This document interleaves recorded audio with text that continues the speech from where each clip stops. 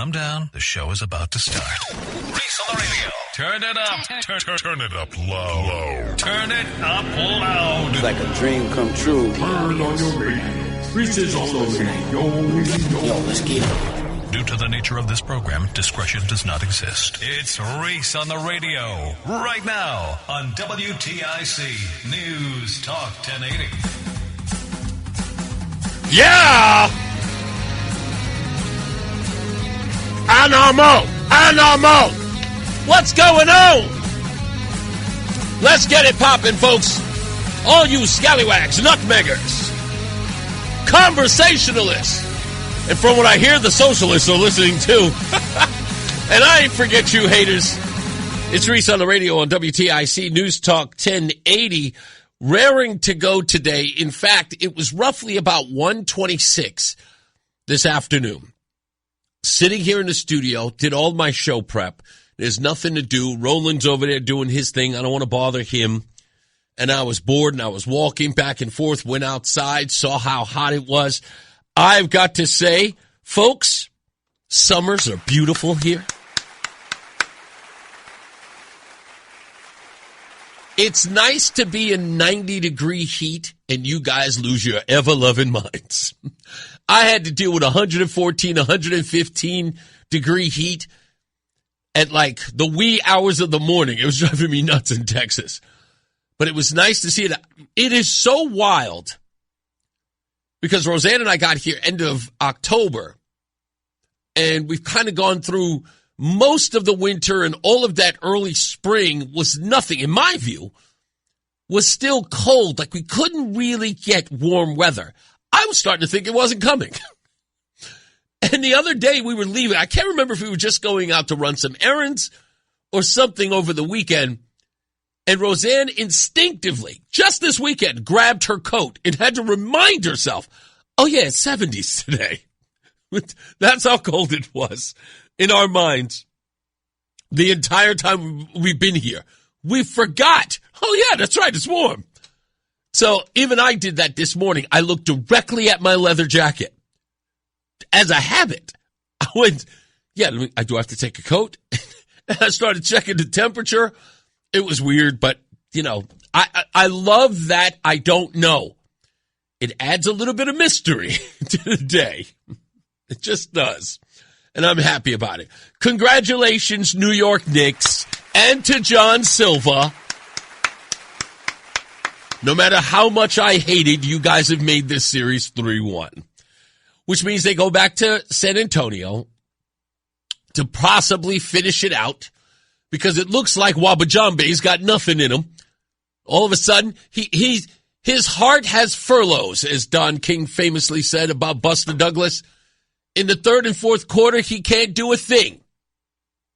All of that height, as they say. They used to rag on me, 6'3" black man who can't play basketball. My mother said, again, 2-story house without stairs. Worthless. Pointless. Wabajambe is like 9'11". People are getting jump shots over him. It's a joke. What are you there for? Now, just change the light bulbs, buddy. It's a complete, I don't know. I didn't even watch the game yesterday. Why?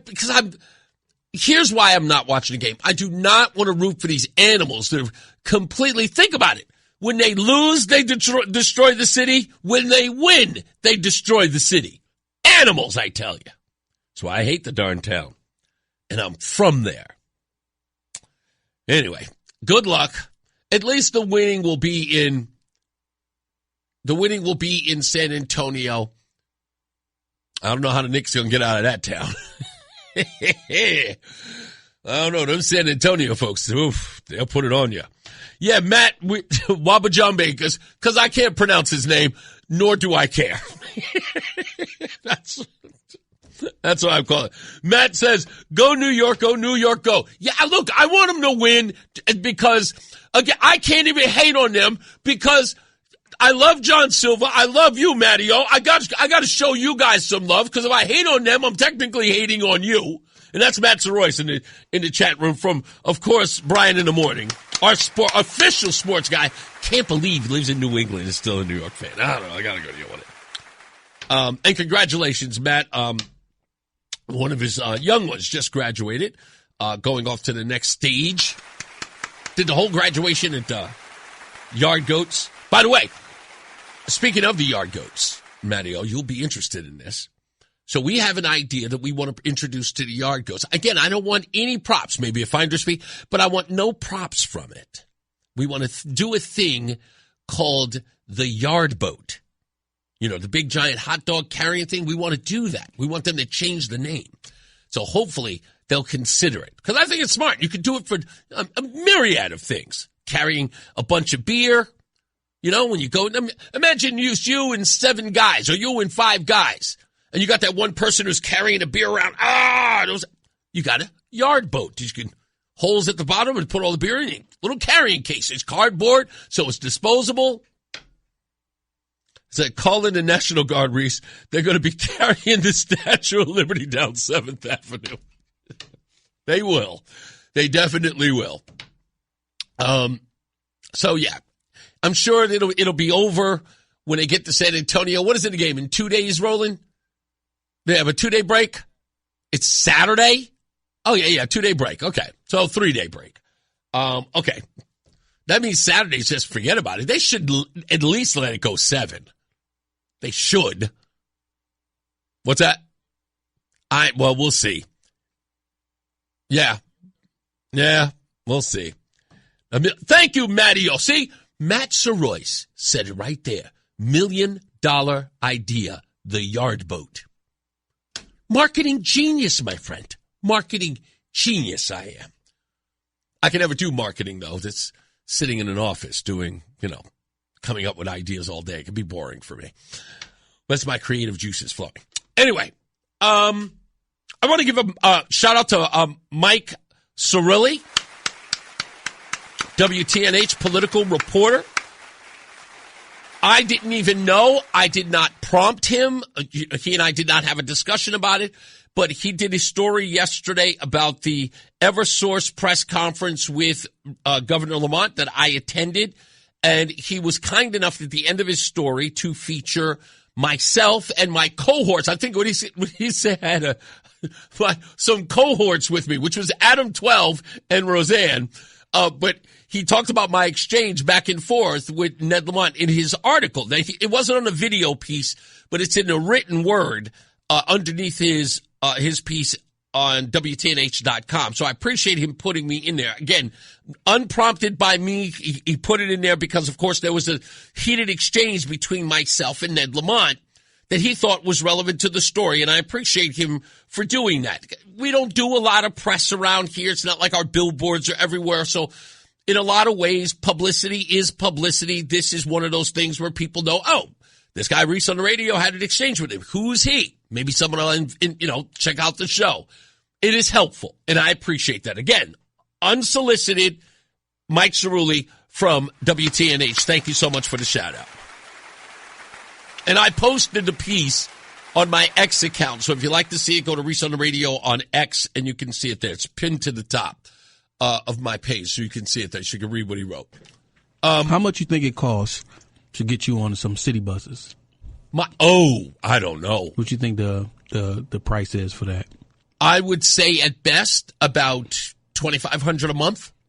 Oh, it's a monthly. Yes, it usually and you have to buy it in a package. You can't do an annual thing? You could, and it's probably a lot of money.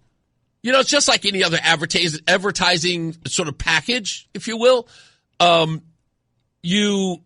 know some people, in fact, my former, co-host, I would say boss, did that when we first got here in Connecticut. We were on all the city buses. Yeah, the 104.1, right? Yeah, when we were over there. That. Yeah, remember we were on the buses there, and he paid for that out of pocket. Oh, out of his own pocket. Yeah, out of his own pocket. We got a pretty hefty contract when we came out because it was going to be syndicated. So he used that money to self-promote. I loved those ads. In fact, a lot of people don't know this because I don't, again, I don't drop a whole lot of, all that stuff that I've done or accomplished. Every one of those ads were created by me. Every one of them. I was literally tasked with coming up with what they would look like. And my favorite one is, so it's both of them, standing in front of the camera, and you can see a guy's arm coming towards them, and they're holding the arm. They're dressed in lab coats, and Buck Wild is injecting a syringe into the arm of one, and the syringe reads truth. And it's like injecting truth in every single morning, 6 to 10. So that was all my marketing. I did all of those posters that were out there. I literally dreamed them up. Oh, wow. That's what I'm saying. Like this whole thing with the yard boat, this is natural to me. It is. It just comes naturally to me. I don't know why. Yard boat. That's the yard boat. Anyway, they're going to have to get licensing for that one. So I was so, like I said, Mike's really putting that piece in there about my exchange with Ned Lamont. I was thinking about it when I read it. And you guys know I did a Substack a couple of weeks back about my exchange with William Tong. And I even say in the audio to William Tong, I've been trying to get you on the program for the longest. To which many of you always said that William Tong would be here in the studio with Brian and company, like a day or two after I had mentioned him. And people kept saying, rightly so, but sometimes a little angry about it. They would go, I can't believe he would come down a building to go see Brian, but he wouldn't come and see you. There's a reason for that. Brian's show is Brian's show. I do what I do, and no one is asking Brian to do what I do. Nobody's asking me to do what Brian does. Nobody's asking Brian to do what I do. We have two different shows. So again, to criticize him it's unwarranted. Brian has a show that he does this way, and again, getting those people in here is what they do. They're safe here, if you understand my meaning. That's not saying anything about Brian. They're safe here. Me, I am adversarial. I make that clear. I wear it on my sleeve. They know it. But the tough questions are what you want. It's not what I want. It's what you want. And I look at it, I'm saying, if that's what you want, that's what I'm going to give you. And if they won't come by after we ask, we send emails, we send text messages, we contact their press person or their communications person, and they don't respond, or they give us this nonsense of like, send us an email, we'll get back to you. You know what that means? That's like in Hollywood when they say, we'll do lunch. It means we're never going to call you back. I know that. I understand it. If they know anything about this show, they have no interest in coming here. I get it. So I have to go to them. If I can't get them 15 minutes to sit across from me in this room and answer some questions that may be concerning to you, based on what you've told me, the things that we've exchanged online, conversations we've had right here on the show, if they are not willing to come in here and answer those tough questions, I got to go out and have 5, maybe 6 minutes with that individual on one topic. But I got to tell you, folks, it's worth it. It's worth it to get that one question out in a viral campaign. And trust me, I don't intend for it to go viral, but it does. It does. It could be a conversation where we're having an exchange of ideas, or I can go out to your press conference and have a 3-4 minute video with now currently, I posted it last night at 10 o'clock. It's currently at 50,000 views. Now, why is that happening? Because you didn't want to sit down. I don't want to go to press conferences. I don't need to. I got to fight. Well, actually, back in the day, I really didn't have to fight because I would be the only person there, and I'd be the only person asking questions, with the exception of the Connecticut Mirror, who's going to ask questions about where you're getting the money from. So it's really like I'm not jockeying for position there, right? You guys never show up or haven't showed up this year at plenty of these press conferences. I'm there by myself half the time. But I'm not going there for the viral moment. That's not my intent. I go there because you won't come here. You won't give me the time of day. You're dismissive of me. You may not like me. Who cares? I don't. But you cannot be shocked and surprised when I show up now.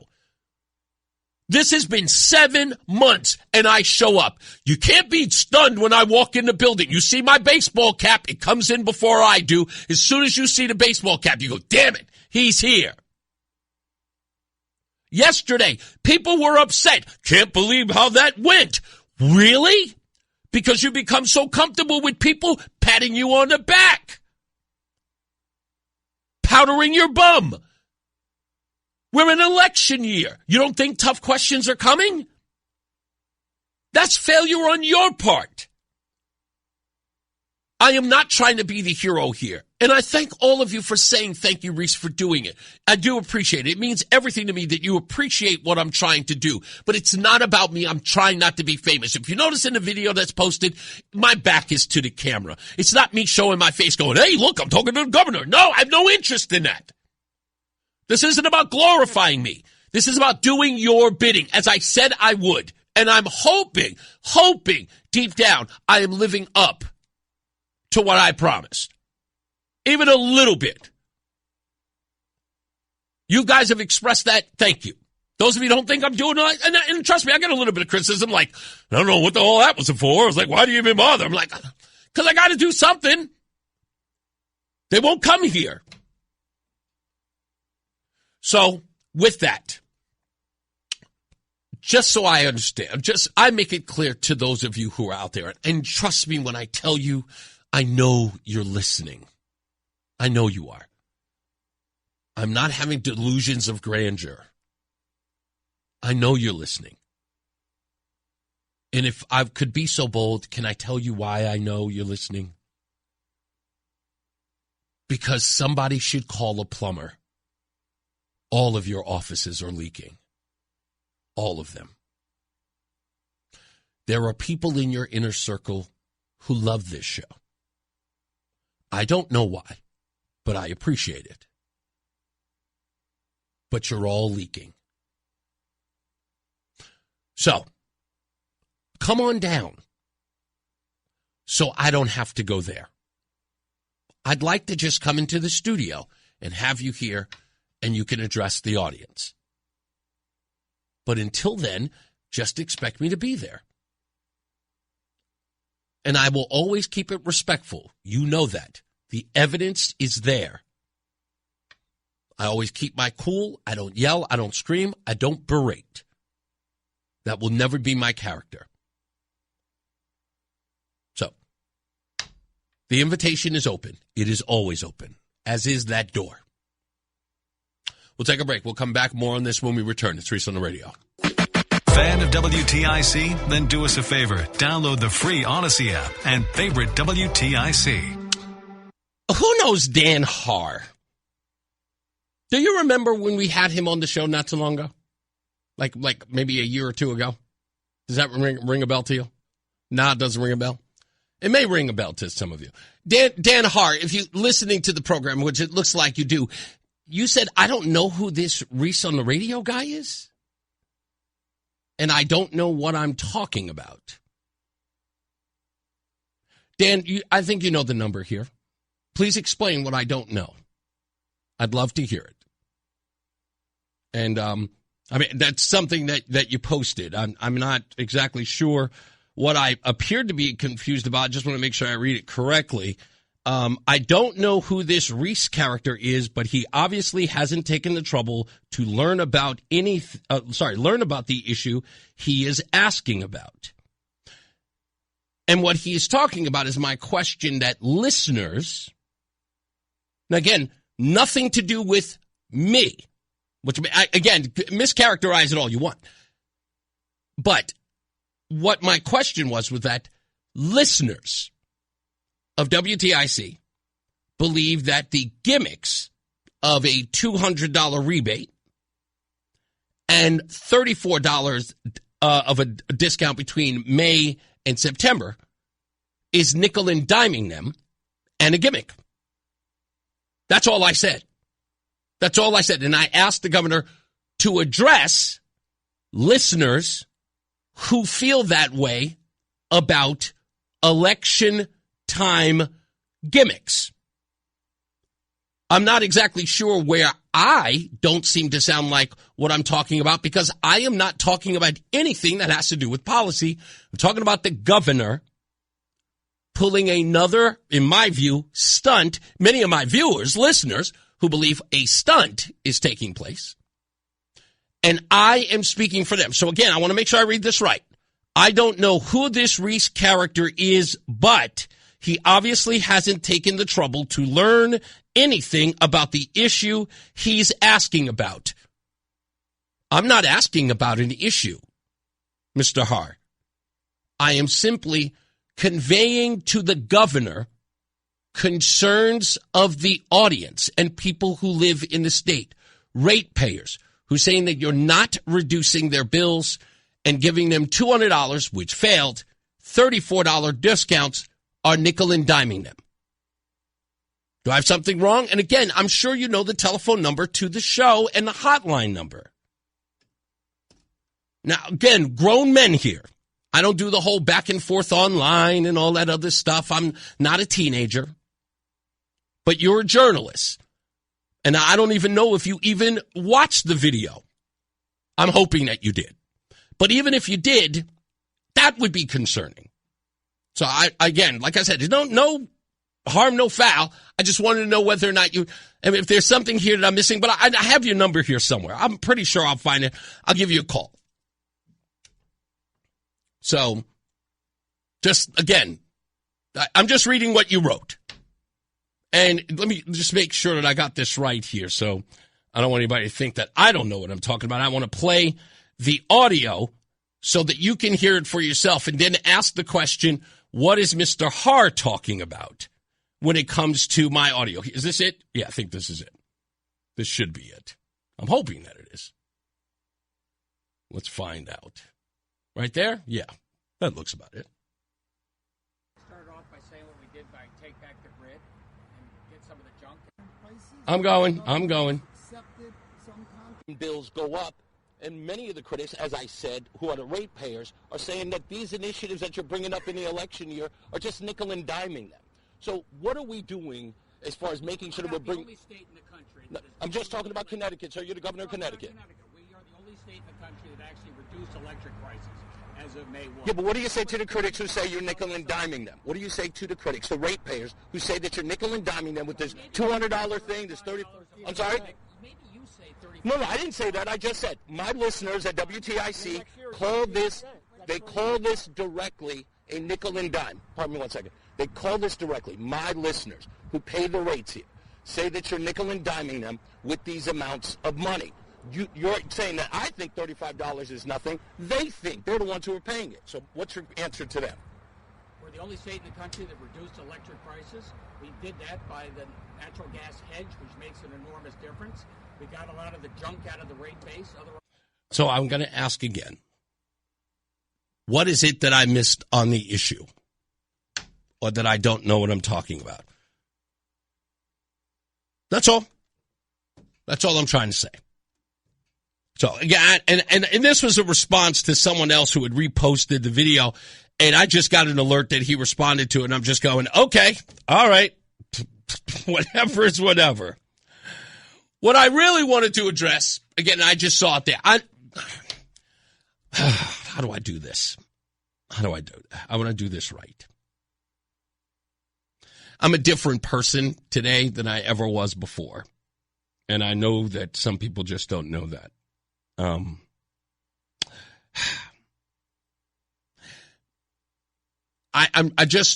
want to have a conversation, Mr. Har. If you want to have a conversation about what I don't know what I'm talking about so you can clarify or sort of, I don't know, put a little more context into your post, I'd appreciate it. But you know the telephone number here. I hope you do, so that I can understand exactly what you mean. You're the journalist around here. You know, I've even cited your work here on the program. So I'm not exactly sure what that was. But as a journalist, I would hope that you heard what I wrote or heard what I said in that video and then explain. I don't know if it's because I'm a conservative and I know that you're kind of on the left and maybe you're a supporter of Ned Lamont. I don't know. But it seemed a little half-ass on my part, just from my point of view. But anyway, back to what I was doing. I got this message from Adam 12 because he received this message. And it reads like this. I would like to invite you to join Governor Lamont for a bill signing ceremony on public safety recruitment and retention legislation, HB 5003. The event details are today at 11 o'clock in New London, at the New London Fire Department North Station at 240 Broad Street in New London. Cyrus, who is the deputy press secretary, writes, and I quote, "Please RSVP to this email to reach out with any questions." Now, I met Cyrus, and this is supposed to be a press release or an invitation to the press telling them to RSVP and to send their questions ahead of the event. I don't know. Dan, if you're listening, is that unprecedented? Every other journalist out there, is that unprecedented? Where a public event, where a press conference is going to be held, you have to RSVP, I want to make sure I read it right, RSVP to this email or reach out with any questions. About what? Questions about the event? Questions about staging? Logistics? Why would anybody RSVP to a bill signing? I've never heard anything like that. And again, seems odd. But again, I can misinterpret this. Maybe Cyrus isn't being, I don't know, Cyrus isn't really fully giving the scope of what this small little email says. But RSVP before a press event? I was just at a bill signing for a huge bill in downtown Hartford where the governor signed a bill with the Secretary of State and the ACLU, a bill that a bill for why am I forgetting our name of it now? No excuse absentee ballot. That's what it was. And I just showed up. There was a security detail there. I walked in. People saw my WTIC shirt. Walked right in. Stood right at the podium. Now we're RSVPing for a bill signing on retention? What happened?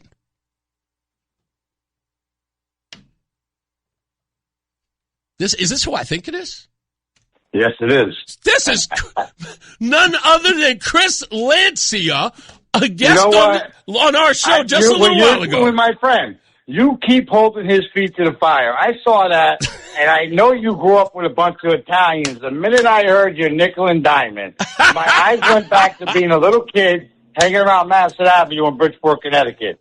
You keep doing what you're doing. You don't RSVP nobody. You are the RSVP. Don't you let nobody fool you. I don't know what Dan Har's talking about. All I did was convey what people have said on this show is that they're being nickeled and dimed with these little, penny pincher sort of deals that we're getting here and there. And again, the bottom line was this is stuff that could have been done 4, 5, 6 years ago, and now 7 years ago. Yeah, 7 years ago. Is in trouble with the primary. He's in trouble with a great Republican candidate named Fazio. Yep. We've got a hell of a Republican team behind him. We're going to go. And I just got a gas bill. You're talking about that. I got $60 worth of service charges, and my usage was $30. What? How the hell does that work? I don't get it. But I had to call you. I thought about it last night. Nickel and diamond all the way, baby. That's an Italian thing. I know. I told you. I wasn't kidding. I picked up a lot of the vernacular, my friend. Thank you, Christopher. I appreciate you. Father Colin, keep up the good work, Reese. We love you. Thank you, sir. Thank you so much, man. Chris Lancia running for the 3rd District against Rosa DeLauro. I'm just saying, I don't understand that. Just why pick a fight with me? Why pick a fight with me? You're the journalist. We're turning on each other. We're supposed to be holding the people in power accountable. What? Come on, bro. We'll take a break. We'll be back. It's Reese on the Radio. It's Reese on the Radio on News Talk 1080 WTIC. All right, back. Reese on the Radio. And we I don't want to be. I'm just trying to be. Again, Don't start no movie. I'm a nice guy. We got some guests coming in today. Rob Vardaro is going to be on the program. You may have seen a lot of his stuff online. This is the guy who famously did this, I want to say, last winter? It was such a big deal. We had, it was such a funny thing that we couldn't wait to have him on the show, and sure enough, we got him real fast in a hurry, thanks to Adam 12. Remember this? To explain the trials and tribulations that every immigrant, that every refugee goes through to get here, and to press this country to... the border! I stuck in the border! Go Trump! Go Trump! Hey, Murphy, you're a thanks, man. Thanks, buddy. Rob Vardaro's calling in about a half an hour. They literally charged him. I cannot kid you. They literally charged him with assault for coming up on a stage and calling Chris Murphy a scumbag. And his court case was dismissed, and he's going to come in and talk about it. It was absolutely hilarious, which we thought was outrageous that they went that far. But yeah, the case ended up being dismissed. We're going to have him call in to tell us all about behind the scenes, what happened in the courtroom. So stand by for that. And this one is going to be a difficult one to tease because I don't want to give away the farm on this. So bear with me as I lay this out. You guys know that Attorney General William Tong is infamous for joining, if not filing, lawsuits against the Trump administration. Well, yesterday he did another. Now, before I talk about it, if you're interested, go look it up. One of the places you might want to look is the Connecticut Sentinel. It was probably the only place here in Connecticut that talked about it. I'm sure there may have been others, but that was the only place I saw it, or even I bothered to look after I saw it. But just look it up. It is very important that you read this article because we have a guest coming in today that is so relevant to this story. And it all stems from an article written in the Mirror last year in May. A story that should have gotten attention, but did not. And I mentioned it on this show. So that person is coming up at 4 o'clock, and we're going to have a very long conversation about this. But the reason why I'm not giving away the goods is because I told you that William Tong, in my view, has a reputation that people haven't recognized. And I find it very odd that this problem ruminates, sits in this state, and William Tong went out and joined a federal lawsuit with 20 others to sue the Trump administration on something that he's lacking in fighting right here at home. And we have a guest who's going to come in and speak straight to that. So stand by for it. Every time I say something on this program, I have to wake up every morning and go, it can only be God. There's no way I'm getting it this right. There's just no way. It ain't me. I get a feeling, I get a sense, I follow the breadcrumbs, they're laying all over the place, and there they are. I try not to. Sometimes I just want to come in and have fun. I want to joke with my wife, talk about things like music, entertainment, talk about sports. Sure, talk about the issues that matter to you, but there's just so much. There's just so much. And they keep feeding me and feeding me. It's like Little Shop of Horrors in here. Anyway, so we'll get into it. I'm just, again, this is just, it's absolutely incredible. Let me see. Matt says, we should ask about Porter and Chester Institute and how they are committing federal fraud by taking advantage of black and brown students. I have taken this to William Tong, and he has done nothing about it. Matt, let me know everything that needs to be said about that immediately. Just go to reeseontheradio.com and send that information to me, or at least your contact info, and we'll have a talk. Michael said, what's up with that woman who keeps trying to touch you in the video? She is Susan Bysowicz's handler, and she was trying to get a rein on me because they felt that asking Ned Lamont tough questions was getting out of hand. And again, all I was trying to do, and Ned Lamont keeps trying to, if you listen to that exchange, all he does is try to flip it on me that I think $35 is chump change. And I'm trying to express to him, I'm not advocating for my own $35. I'm advocating for yours. And he didn't get it because he thinks I'm there trying to go viral. I'm not. I'm asking him a legitimate question. And every person I've asked about this, about well, it's really $34, but every person I ask about this says the same thing. He clearly doesn't know what a dent it doesn't make in their electric bills. And that's the reason why the video is going viral. So that's why I thought Dan Har's comments were completely off base, because I'm not talking about his policies. I'm talking about $34. That's all. We got to get to the newsroom. Yeah, John Silver here. I know I saw him. John Silver's here, who's probably going to be in a much better mood today. He's in the WTIC newsroom. So Lisa, and Cult Jam talk about back in the day.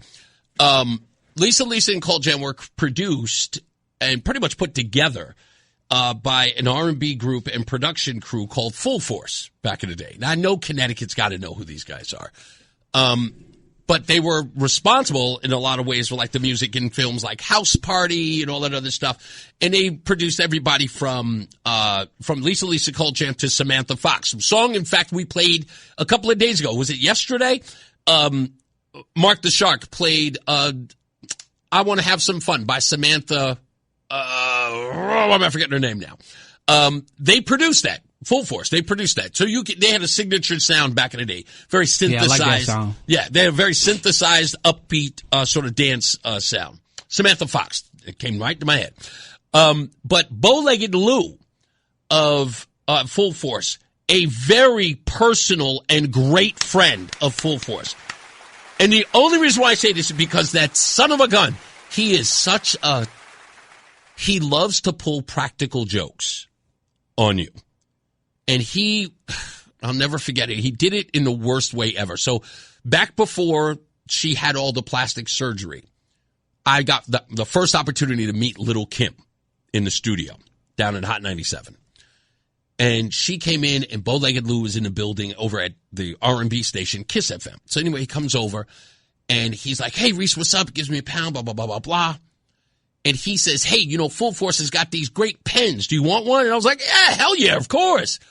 So I take the pen, and he goes right with it. He writes sort of a great ink. Anyway, I turn the pen, and the whole thing explodes all over me. Got him. Totally got me. And he did it right in front of Little Kim. And I look like a knucklehead. He's the only person he got. He just handed it right to me, and I was so eager, and I looked like a complete fool. I've never forgiven him for that. But he's always been a good friend. I love him and respect him. But nah, he was hating on you right there. He was totally hating on me.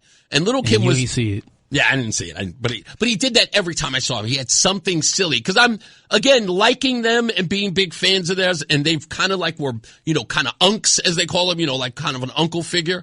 I would walk into that relationship, that room with them, and be completely naive. Because I'm just like, I'm just so excited to be around these guys. These guys are like legendary.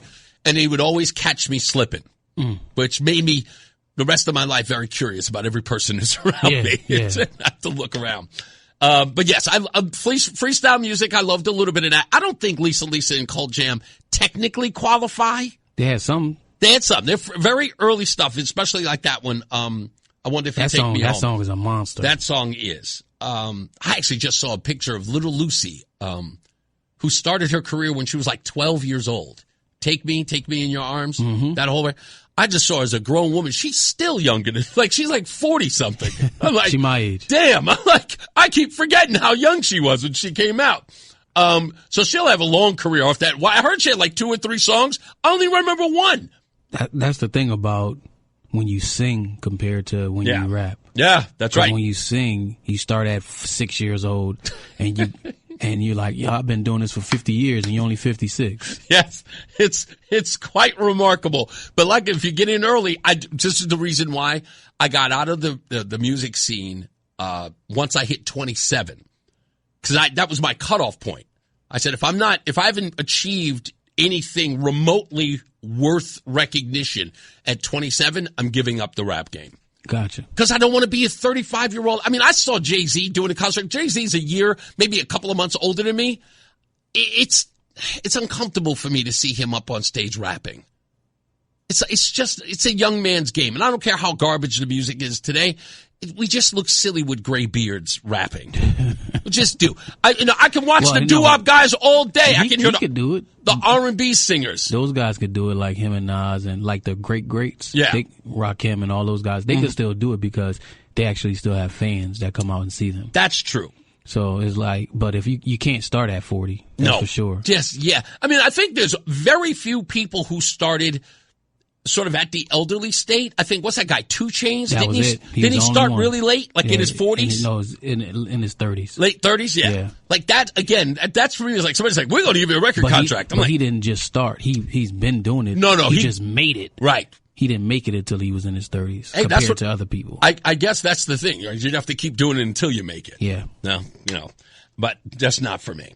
Like I said, Rob Vardaro's calling in on the show to talk about his case that got dismissed yesterday, I believe, maybe even the day before. We'll have him on the program. Also, we've got a special guest and an entrepreneur who's coming to the show at 4:00 to talk about his ordeal in Connecticut, based on a story that came out last year on May 7th that's being ignored here in Connecticut while a federal lawsuit is being launched by the likes of William Tong.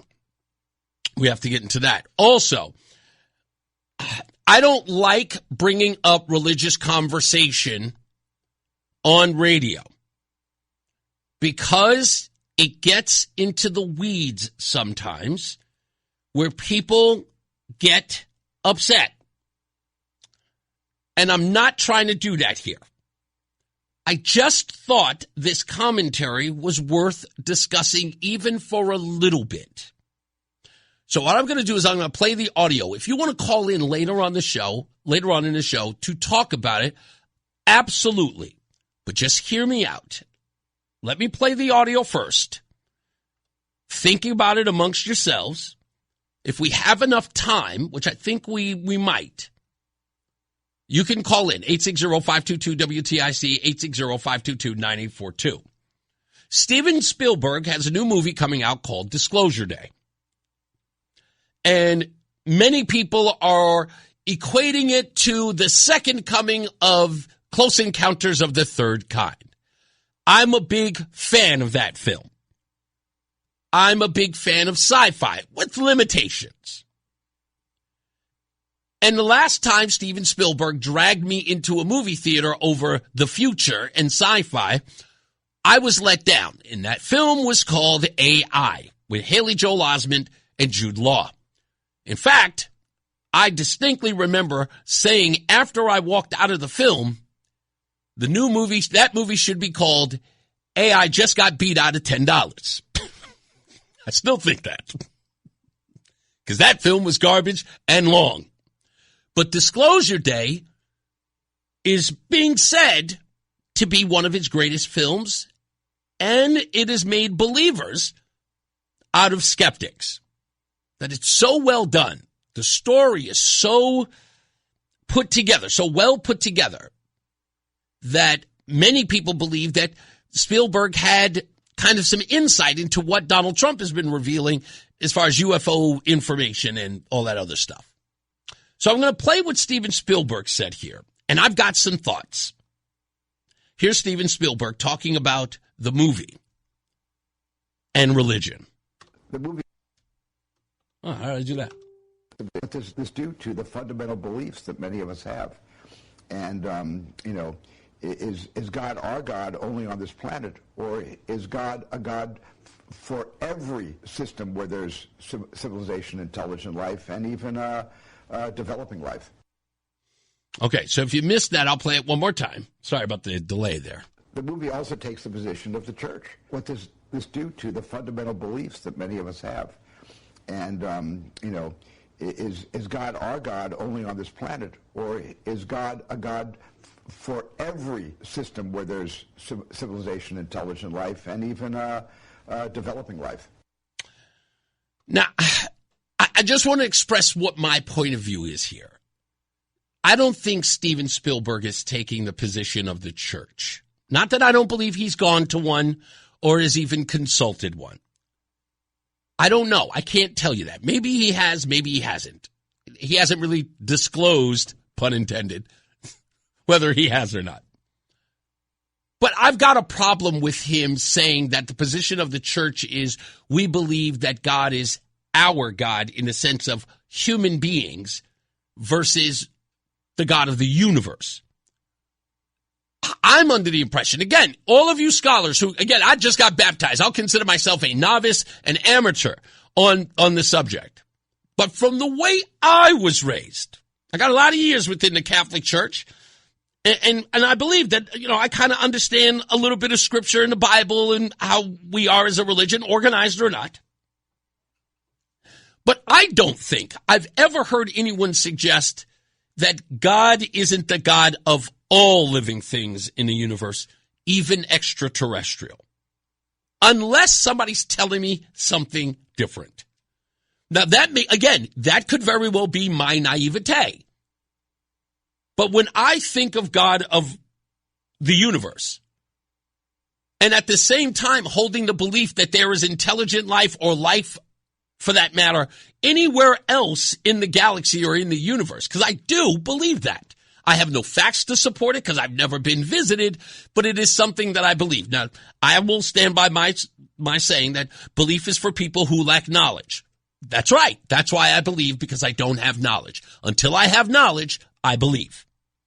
And I understand that my beliefs can be changed with the facts.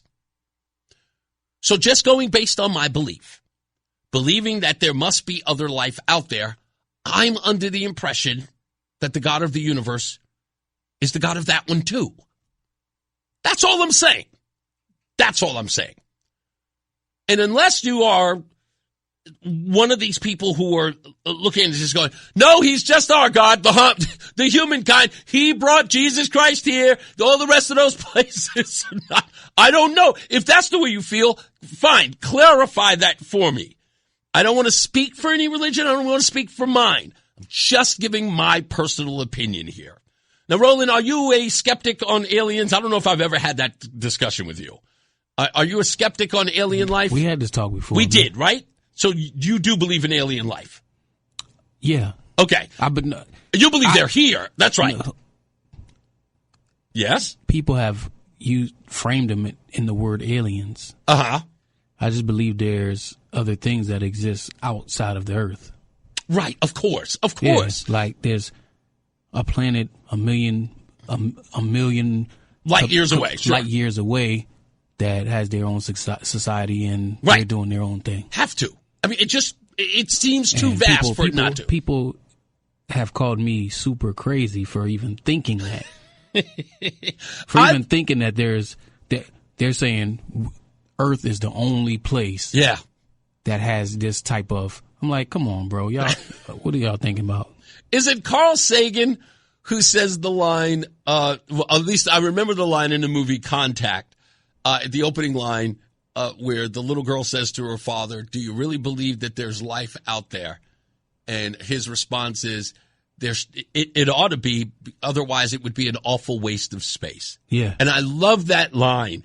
That's kind of where I come from on this. How are we so full of ourselves that we think we're the only ones that exist? Exactly. Come on, again, I feel like it's such a myopic view. It's almost arrogant that, look, we have experienced miracles right here. If we think about the species of which we have on this planet alone, how do we not believe that, that there is another universe that has life and species of its?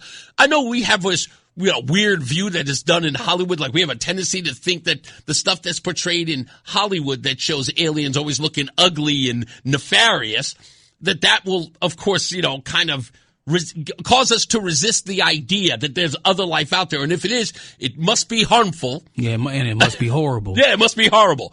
Again, this is my naivete. And again, this is about what I believe and not what I know. You think about it.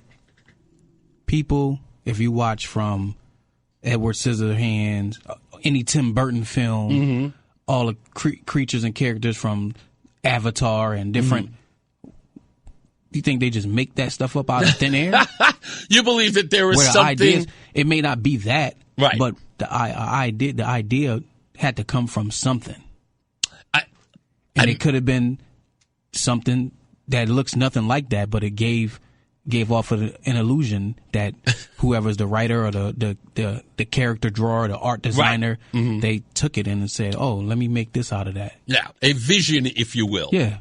Let me talk to Bob real quick. He's one of the only people who called on this. I guess it made other people nervous. Bob, what's going on, sir? How you doing, guys? Carl Sagan is great. Yes. Long time ago, he had a series, Cosmos. Yes. And it starts from his view, and it's pretty in-depth. Millions and millions of years ago. One thing he said in that series, there's a lot of life on other planets, but a lot of them might be a little amoebas. Right. A lot of them might have already been past us and blew themselves up. Right. Animals are the same. Animals will always eat each other. Everybody says, well, why do people kill each other? Other animals kill each other. It's part of surviving. Yes. So other planets might not. They're just crawling out of the lake.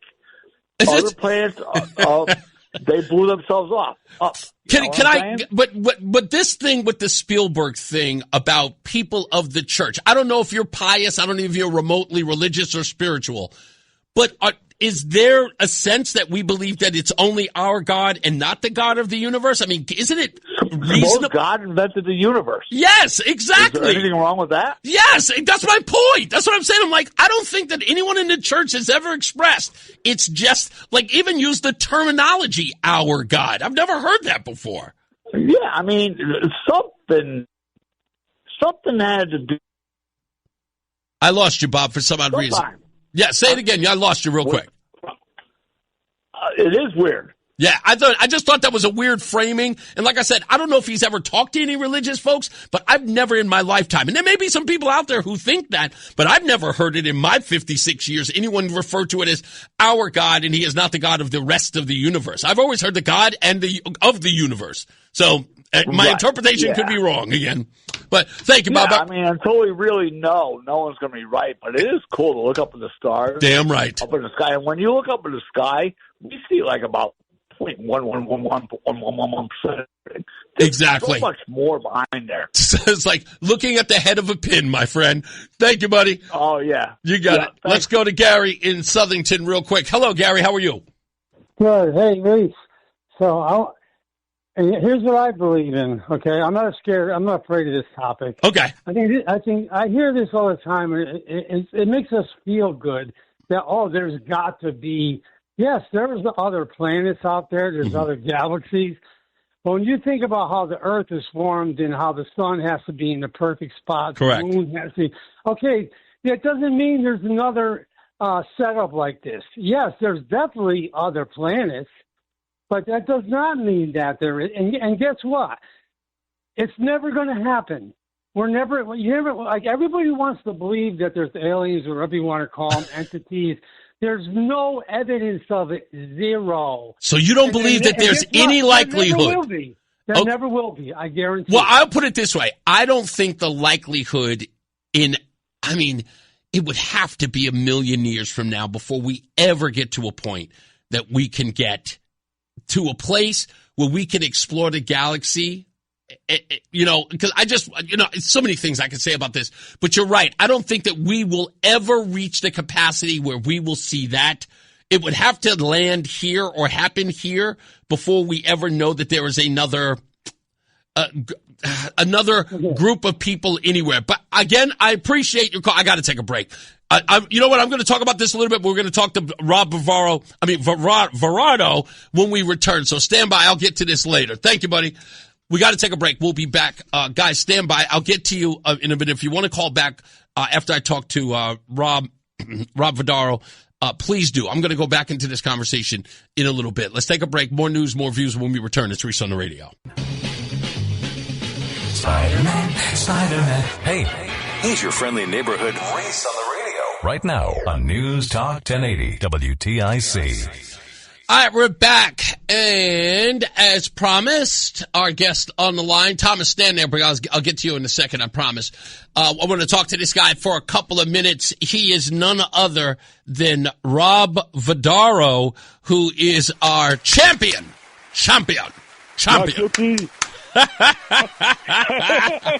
Rob Vardaro is quite the gentleman. I want to play for you. For those of you who do not remember what happened on that cold, wintry day in D.C., Rob Vardaro was there. It happened like this. To explain the trials and tribulations that every immigrant, that every refugee goes through to get here, and to press this country to the border. I stuck at the border. Go Trump! Go Trump! Hey, Murphy, you're scumbag. Thanks, man. Thanks, buddy. Still the most classic moment ever. So many people were cheering you on, and it only got you an assault charge in D.C. Was it D.C. or Virginia they tried to charge you? Yes, they tried to charge me with assault, but then I was able to prove that I never assaulted anyone. Right. And they wrote a fake statement about it. It was all fake. You called that very early when you saw the charges that they were suggesting that you were assaulting a government official in the process of governing or something along that line? No. What they said is I came into the fence was open. I went in. They said I shoved a guy that was 6 feet away from me that I never even touched. Right. And I went on stage. So that guy right there who ran up and grabbed me, he said that I was the one that I shoved him to the ground when I was nowhere near him. He ran up to me. And knowing that you're filming all of this. Well, I don't think they realized I had a camera at the moment. Okay. So I was recording it, but they didn't realize it. So when they pulled me off, when they arrested me, they're like, "You assaulted a guy." I go, "I have proof I didn't. Right now, I can show you. I never touched anybody." Right. And out of everybody there, I was the only one who didn't touch someone. Even Murphy put his hand on me, which makes sense. I went up next to him, but the point is, I didn't assault anyone. So they had to drop that charge. So that charge was already dropped. Okay. So they dropped it. So my first hearing, they dropped it 2 days. We gave it to them like 2 weeks before, and then 2 days before the hearing, they changed my charges. Oh, and what was the charge?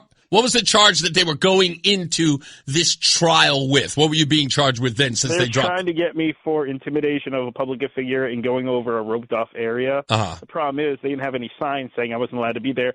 I also set the whole thing up myself. That's correct. They asked me to volunteer, and I did. So I was able to go in and out before the event as well. Right. So they literally had no case. Which was when people. Yeah. I wanted to point out when you were here last. I told you how brilliant that was that they were so eager for help. They let you volunteer, which in essence sets you up legally to say, I have legal right to be in this barricade. I helped set it up. Exactly. So that they had nothing to go on because I was allowed to be in there. And they go, well, did everyone have tags? I go, no, there are people wearing civilian clothing too. So the thing is, they had no case. So they were still trying to prosecute me. So I saw some people write us because they posted it apparently in Connecticut, whatever, Insider or whatever. Yeah. That I was, and it said he's, just the charges were just dropped. They weren't just dropped. They had nothing. That's why. And that was the brilliant part about this is that, and the reason why what prompted my phone call today was even in the story that was written today, I think along the lines were. You guys were ready for trial because, again, you have all the evidence. The prosecutors walk in empty-handed. They've got nothing. And so when they say, hey, are the prosecutors ready for trial, their response was pretty much, no, we are not. To which that exactly was the response at the court. They said, we don't have anything. They said, we are not ready for it. Yeah. And the thing is, it's like you've had 6 months. Right. And you have no evidence because your whole case was off based off originally something I didn't do and I proved it. Right. And then the judge was the one who made the call of dismissing this. Was this after your lawyer requested it? It said, we want to seek grounds to dismiss this. Yeah, because the judge already knew that they lied originally because the first hearing they had to admit that their witness lied in a written statement that I never did that. So then they're like, oh yeah, we did change the charges. So it was already pretty much a bad thing there. And then the judge was also like, this is ridiculous pretty much because look how long this has been going on. So he just dropped it pretty much. Yeah, you're wasting the court's time with all of this. Exactly. So again, they get this dismissed. The whole thing's done. Are you going to ask that prosecutors pay your lawyer's fees? I should. I don't know how about going about doing that, but I definitely should. Like this whole thing was ridiculous. It's like I spent probably about like so many thousands of dollars on this. I don't even know. That it's crazy. And so when everyone's like, oh, you're getting paid, blah, blah, I'm like, this thing put me in the hole. But it was worth it, especially with the not guilty. It was so worth it. Listen, people do not understand the sacrifice to kind of put egg on people's faces, but it was brilliantly done. I'm very happy for you. But this show has enough reach. Folks, if you know anyone out there who might be able to help out Rob Vardaro, I guess get his lawyer's fees paid, if not a little bit more. Reach out to me at ReeseOnTheRadio.com, or you can find Rob Vardaro on Facebook. Just look him up. Everyone knows who he is. He follows me. I follow him on Facebook. Reach out to him. Get someone in his camp, or at least in his ear, so that they can help him out, or somebody who, I guess you would have to sue them in D.C., right? I would, yes. Yeah. Yes, 100%. Well, trust me, there's somebody who knows somebody. I know they do. And plus, I know a bunch of attorneys out here. So if you know anybody, folks, and who can help out Rob, let me know so I can let Rob know. I'm glad you're home. I'm glad you're home. I'm glad you're doing okay. And you know what? Who says you can't beat the system, my friend? Exactly. Who says you can't? This is America, winning 110% on this one. It couldn't have been better if it had happened on the 4th of July, my friend, but it was right before. Exactly. Hey, thank you so much, brother. My pleasure. My pleasure, folks. Rob Vardaro, folks, ladies and gentlemen, a good guy and a patriot. Now, this gentleman is sitting across from me, folks, who came in early. Thank you, brother. Came in early, is going to tell you a story of woe. And stories of woe always pique my interest for this reason. That is, something can be done about it. And a lot of people in this state who are public officials like to use race as a cudgel until real issues of race arise. They're always caught flat-footed. When you look under the hood of all of this demonization of the right, all of this demonization of white folks, demonization of this country, when you look under these folks' hoods, you'll find there's nothing there. They're all a bunch of empty suits. Mr. William Tong, and that's a reference to the Thong song, just so nobody gets it twisted, is filing a lawsuit with 20 other attorneys general, and filing a lawsuit against the Trump administration about removing DEI requirements for construction and contractor contracts. But William Tong has done nothing, said nothing about the very racist approach towards construction workers and contractors right here in the state of Connecticut. Try this on for size. According to the story on May 7th, last year, there was $52 million. Was that right? Just shake your head, yes or no. 52 million? Okay.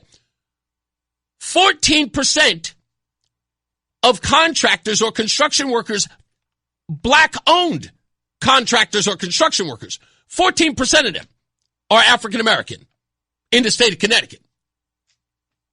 They received, of this $52 million, 0.52%. 0.52. Oh, was it 500 million? Yeah, it was over 500 million. And black only got 0.52% of it. And no one said a word. Oh, and it gets better, folks. It gets better. Many of these contractors of color who did the work did not get paid or got delayed payment. Some of them went out of business because they could not get paid by the government that was supposed to pay their bills. That's right, folks. And we're going to talk to one of the proud recipients of such bigoted behavior here in the state of Connecticut when we return. So stand by for all that and more. Oh, they talk a good one. They're all out there protesting, holding up the signs. Black Lives Matter, they tell us. And guess what, folks? Good old Uncle Tom Reese has got to come out and save black businesses. Ain't that something? Ain't no NAACP. They're looking for a criminal who stole a car and got lost in the woods. That's their priority. Black businesses in the state of Connecticut get 0.52% of millions of dollars, hundreds of millions of dollars. Not a word. Ain't nobody coming to their rescue. But Uncle Tom Reese has got to save them. The only person bringing attention to him. I'm telling you, the civil rights leader of Connecticut is none other than yours truly. Who's the man who's going to free the slaves? Well, it's none other than me, Reese on the radio. Stick around. We'll be back. More news, more views than you can shake a stick at. I'm about to grab this call with Dan Haar real quick. He just called on the hotline. When we return, we'll tell you who our guest is shortly. Stand by. It's Reese on the radio. It's Reese on the radio on News Talk 1080 WTIC. All right, let me give my props to Mr. Dan Haar, who called up after I reached out to him. He said, even if I bash him on the radio, he likes that. He's just like me. He's like me, ladies and gentlemen. He said, even if you talk crap about me on the air, he said, I like that even more. So I'm going to text Dan. He's going to be on the program tomorrow, on Friday of all days. He's going to call in tomorrow so we can talk to him about his comment that's on Facebook about me saying I didn't know what I was talking about. We're gonna test my knowledge with Dan Haar tomorrow. That's again. Let me tell you something, folks. This is what I like about this medium. That's what I like about this. You can't do this on TV. You can't. You got to wait weeks in advance to get everybody in the studio, get makeup and all that stuff. Nah, just pick up the phone and holler, or even just show up at the studio. Speaking of which, showing up at the studio. The gentleman sitting across from me is a gentleman by the name of Colin. Wait a minute. I don't even remember your darn name. It is Colin.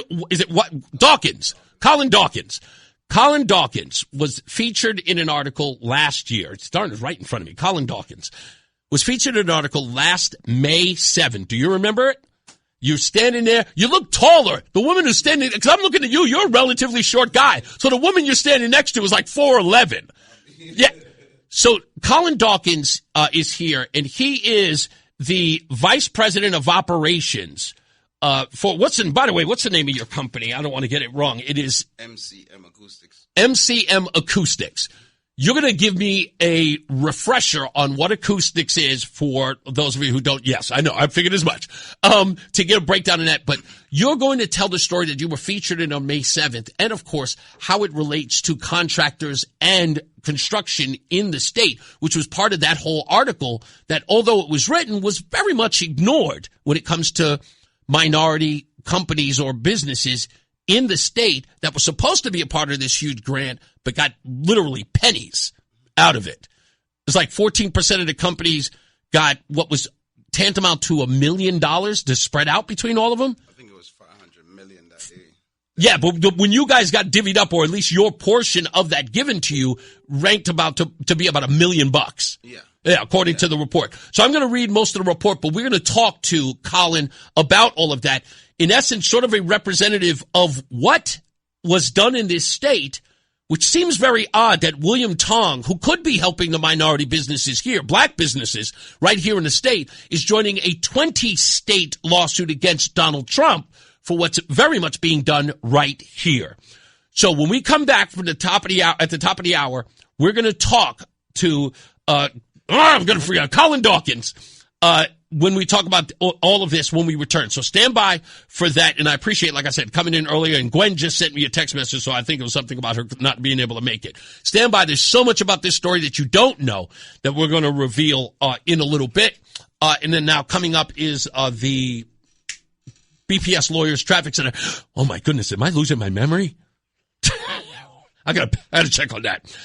Somebody says, hey, Reese, a texter said yesterday that he or she would like to see you and Roland in a split screen when you guys are bantering. I agree. By the way, that's one of God's greatest gifts to us, the imagination. Joseph V, or Joey V, as I like to call him.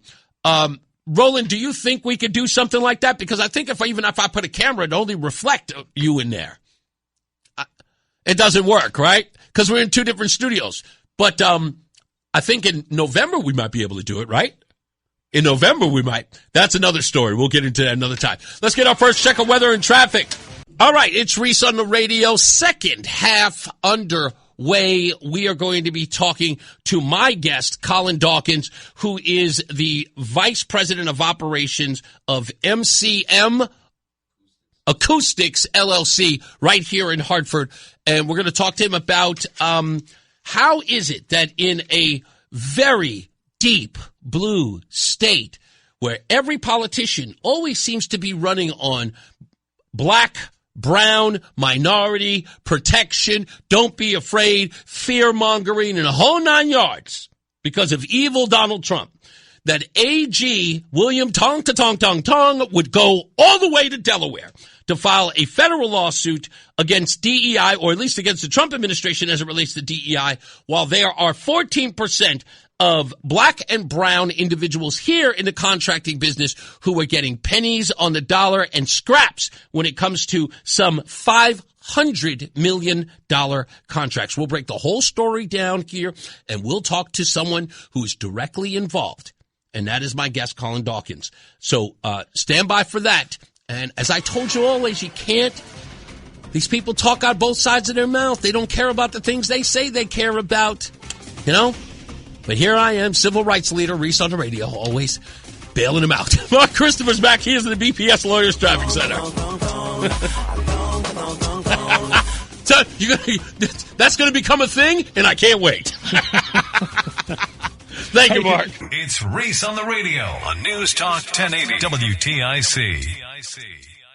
Now, let me start by saying I don't want to have to embarrass people, but they keep feeding me. They keep feeding me. This isn't supposed to happen in this state. I'm the guy who's always the bad guy. I was told by plenty of African-American listeners of this station that I was a sellout, Uncle Tom, race trader, and that the Democrat Party in this state were the good guys who care about the people. And here I am reading stories that can only be described as the worst kind of bigotry and racism known to man, coming from the very people who claim to be caring and loving of minority groups, especially those in the black and brown community. But here, I've got Colin Dawkins. He is the VP of Operations for MCM Acoustics, LLC, right here in the heart of Hartford, who has a harrowing tale of how contractors here in Connecticut are being completely set aside. Let's start. Just yesterday, William Tong, joined 20 other Democrat attorneys general in a lawsuit challenging a Trump executive order that directs federal agencies to stop federal contractors from engaging in what it calls racially discriminatory DEI activities. Tong's office calls the order vague, rushed, and a racist dog whistle. They say it threatens billions in federal contract dollars for Connecticut and chills legitimate anti-discrimination work. So here's Tong on its surface saying he's suing the Trump administration because Trump's going to be halting billions of dollars that would come to this state for black and brown contractors and construction workers. So it looks like on the surface. But when all is said and done, we have a story from just last year. Minority contractors right here in Connecticut are telling us that the state has failed for decades to meet its own 25% set-aside, with black-owned firms getting fractions of a percent of key categories despite studies, front companies gaming the certifications, payment delays, crushing the small operators, and a recent law that actually softened the mandates into flexible goals. And our own Attorney General, William Tong, is at a federal court suing the Trump administration. What are we talking about as far as the discrimination here in the state? Let's go one step further. There's approximately 14% of all construction firms in Connecticut that are owned by black individuals. The figure comes from the study's availability analysis. And it says that black-owned firms received only 0.57, I said 5.2, 57%, 0.57% of construction contract dollars under $1 million, by the way, of the $544 million analyzed to be doled out in the state. Colin Dawkins is here to talk about that. Sir, you experienced this nonsense firsthand, and you were one of the featured people in the article last year. Yes. Tell us a little bit about this and your ongoing struggle to get this leftist Democrat, we care about the black man state, to give you your money. Well, let's clear that up first. Okay. Yes. The disparity study that was done. Yes. None of the quasi ages was included. So UConn, CREC, all the quasi agencies that you can think about was not a part of this disparity study. Really? So if you think about how much billions of dollars go to UConn to renovate buildings and certain things, that was not part of this. Those contracts didn't go to you either. No. So it's not a part of this study. So if they did do what they were supposed to do with a good disparity study, that number would be lower. You mean to tell me that the number wouldn't be 0.57%? It would be, if they included those other contracts. Imagine like CREC. Right. All those agencies, like I said, UConn, all the colleges that the state is giving money, they were not a part of this peer study. Right. So if they would have been, you're saying that number could go down as much as 0.42%. Yeah, because the number is going to get larger. It's going to get larger, of course. Yeah. What also was a part of this story that was, I think it was the Connecticut Mirror. I believe that it was. I could be wrong. I believe so too. Yeah, but in this story, it also said that a lot of these contracts were not paid, and many of the companies had to wait and wait and wait to finally get their checks. Yeah, there was a lot. When I started out, there was so much minority companies in the city of Hartford because the city of Hartford has a program for all the schools where it requires black and brown contractors to be on those projects. So there was a lot. But branching out to other towns and other state, part of the state, they weren't getting paid. And if you think about it, the first month that you work, right? Again, that would be $120. If you have 10 workers, okay, it'd be $3,000 per worker. So it becomes $30,000 for the first week. You times that. Times 4, that's $120,000 that you have to come out of your pocket to pay the workers. Before you ever get paid for the job. Yes, and include the material. That's right. So, and then now take that times 3, because the first month you do the work, you send your requisition in, that's the bill, and so they have to process it. Right. So they're going to process it in the next month. I know. I did a job for NASA. Yeah, I know. It takes a while. You know what I'm saying? So, so now you're not going to get the check for the third month, close to the fourth month. Right. So you're probably up to like $300,000.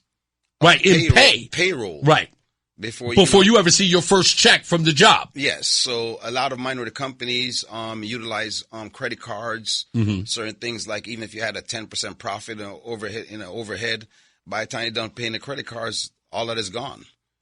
And so a lot of companies could not survive. Survive because of the how they pay out. And, and a lot of guys used to bid a little bit lower just because they want to be on the job, you know what I mean? Sure. You know what I mean? So just to get the opportunities, the first job might be for you to get the opportunity where you're like, okay, let me show them that I could do the work. You know what I'm saying? And that's what you want to show that you could do the work. But not getting paid is a big thing. Because again, remember, we're talking, first of all, it's a saturated business and it is about survival.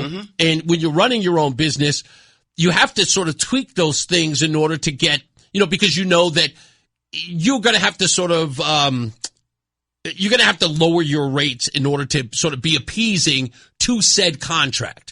Right? Yeah, yep. So you're not one of the big dogs, so you have to wiggle around it, and you have to say to yourself, how can I pay my guys and still get a profit? It may not be what's considered the right profit. Like if the profit is usually 15% of every job, now I may have to scale that down to 10%, whatever the case is. Yes. And you're doing that just for your survival, especially when you know that there's going to be a delay. Well, when you find out there's a delay of pay and you're still paying dollar after dollar after dollar, and these people are holding up the check, you're not going to survive. No. You can't. And you've already shorted yourself because you wanted the contract. And they know that. Yep. You also said something very interesting during the break that I found amazing about our state senator, Doug McCrory. But before we get there, I want to get to sort of the underline of this question. In order for you to get a contract with many of these people, you mentioned like UConn or, CREC, any one of those, usually you have to be bonded. Yes. Okay. In order to be bonded in the state of Connecticut on some of these jobs, how much money would you normally have to be bonded for before the question I'm about to ask? What was the usual rate? Right now, it's... No, what was it before? Before you get that one. What was it before? Was it always this amount? For being bonded? Yeah. Yes, in a sense. It used to be anything over $50,000, but I think they just raised it to $1 million. But so it used to be over 50,000. It used to be 50,000. I'm sorry, 50,000, and then got moved to now to $150,000 that you're not supposed to require a bid bond. But anything over that, you need a bid bond, which a lot of minority companies do not have bid bond. They raised the threshold to $1 million right now, which a lot of minority companies only have $1 million worth of bonding. So the first job they bid on and wins, they're like dead in this to bid any more state jobs. Right. So they're stuck to one job because they bonded all of the money they have. And some of the jobs go for 2 years. So you might not even get on the job until the second year. Wow. So you can't bid nothing else when it comes down to these. So you're hogtied to one job. You can't diversify at all. No. And these are other reasons why these businesses have crashed and burned in this.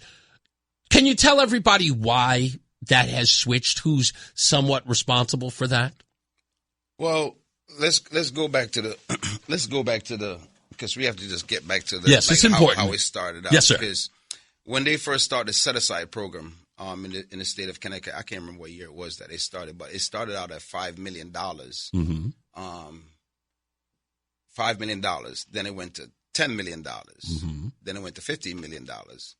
Then it became $20 million. That is what a small business is capable of doing.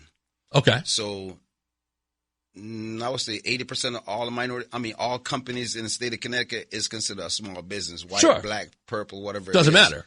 But you having a minority company that can't even survive that you're competing against a $20 million company. Gotcha. For what they consider a set aside for the state of Connecticut.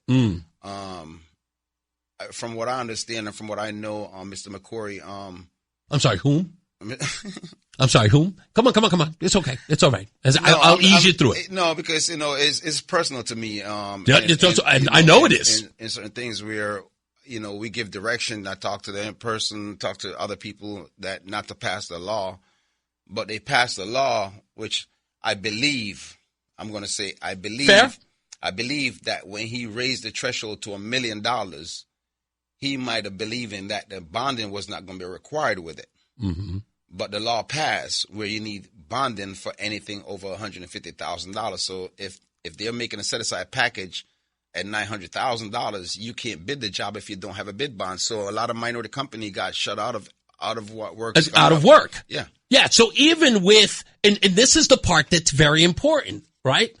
These set-asides have some caveats in them. They don't mean that you actually get the contract. It's all gravy on paper. Oh, yeah. Right. You know what I'm saying? In essence, it's window dressing. Yeah. They say we set aside, but then we look at the numbers and we see that there was only $1 million, 0.57% that actually went to black and brown companies. Mm-hmm. And part of the reason why is because they hogtied you with anything over $150,000. You needed $1 million bond. Mm-hmm. You can't afford that. You're done. No, you're done. So all of this stuff was a bunch of platitudes. Well, that's the reason why a lot of minority companies or black and brown companies probably just go renovate a house. Yes. Because you tell the homeowner that, hey, I need this $20,000 for the work. I need $10,000 up front. Yeah. You know what I mean? So they get the money up front, but the state is not doing anything in their power to make sure black and brown contractors are getting paid in a proper time. They're not changing the system. There's nothing that they're doing that is going to actually help us out. And it isn't, Colin, this is the most important part about this. It's not that the legislature, the governor, or even Attorney General William Tong do not know this is happening in the state. They are well aware of it because you guys have been bringing attention to it since last year, yes? Oh, before last year. So you guys have been making noise, but no one's listening. Mm-mm.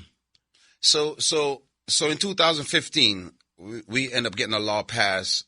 So before, and it could be better before, and it kind of be worse. But back before 2015, it was about general contractors, right?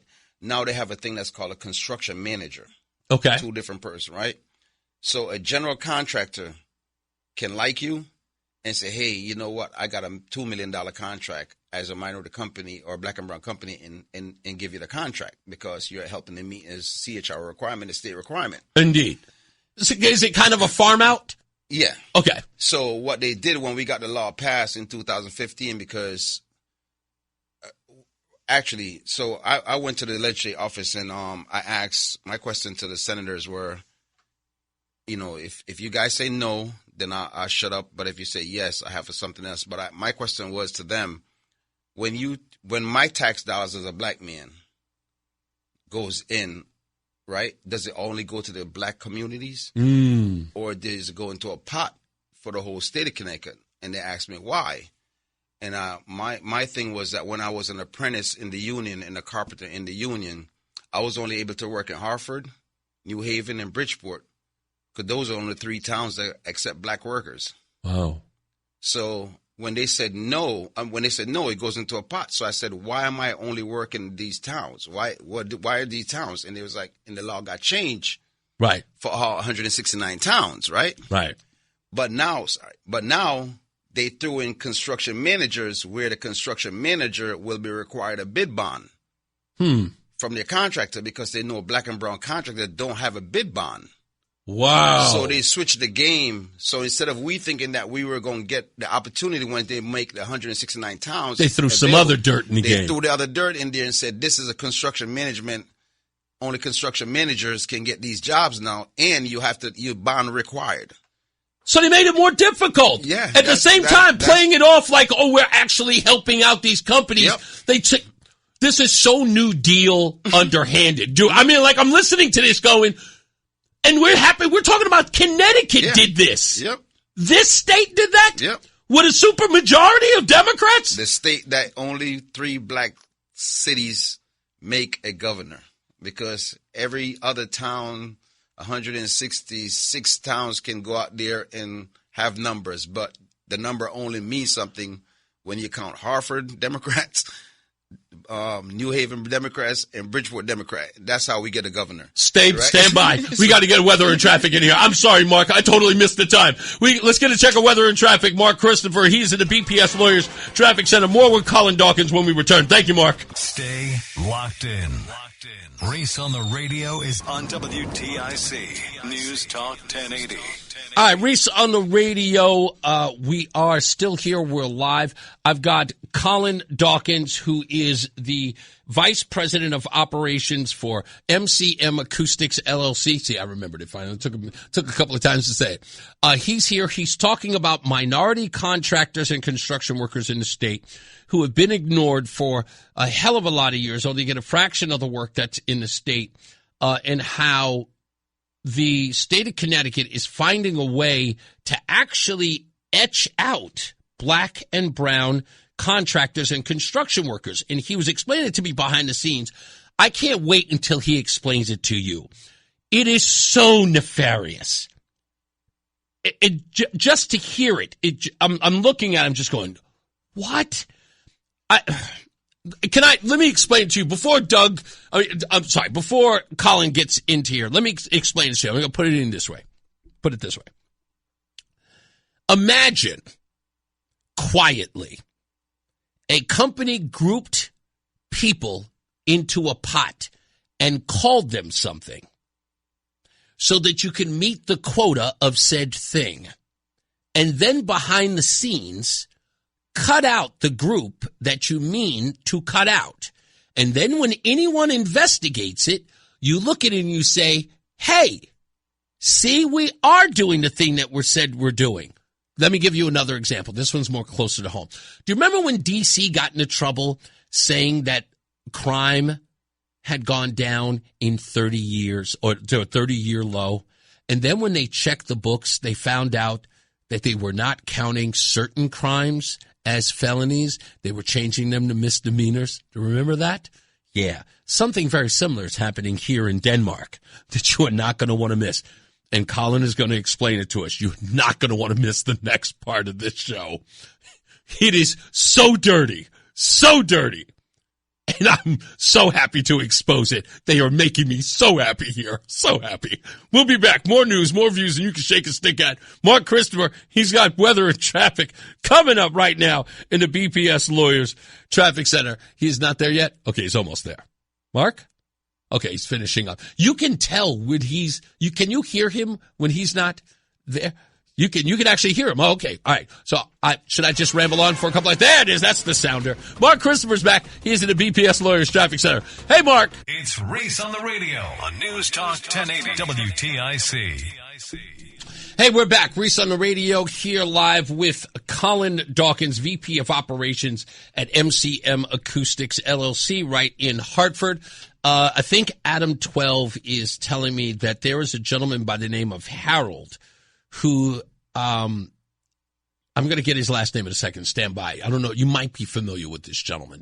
He works out of Atlanta, and he has a lawsuit currently against the Housing and Urban Development Group. I'm going to get his name in a second, but I think that's him calling. I'm going to see if I can grab him in a second, but I want to continue with our conversation. So before the break, we talked about some of the shenanigans that the state is using to keep black and brown companies out of the loop, in essence, to give them this 50.57% of this money. And one of the ways you laid this out was that they just incorporated a whole bunch of other minority groups, as you said. In fact, before the interview, you said, I don't like to use the word minority group. I use black and brown for a reason. Because to them in Connecticut, minority groups mean several different things, not what many people would consider minority groups. One of which you said, and they include, are white women. Another one is white men. So white men, so let's say you have, so let's say you have, but they still get the certification. Okay. Right? Let's say a white male can't hear out of one ears. Okay. So he's disability, right? Right. So that would be a minority group. So he gets a minority certification.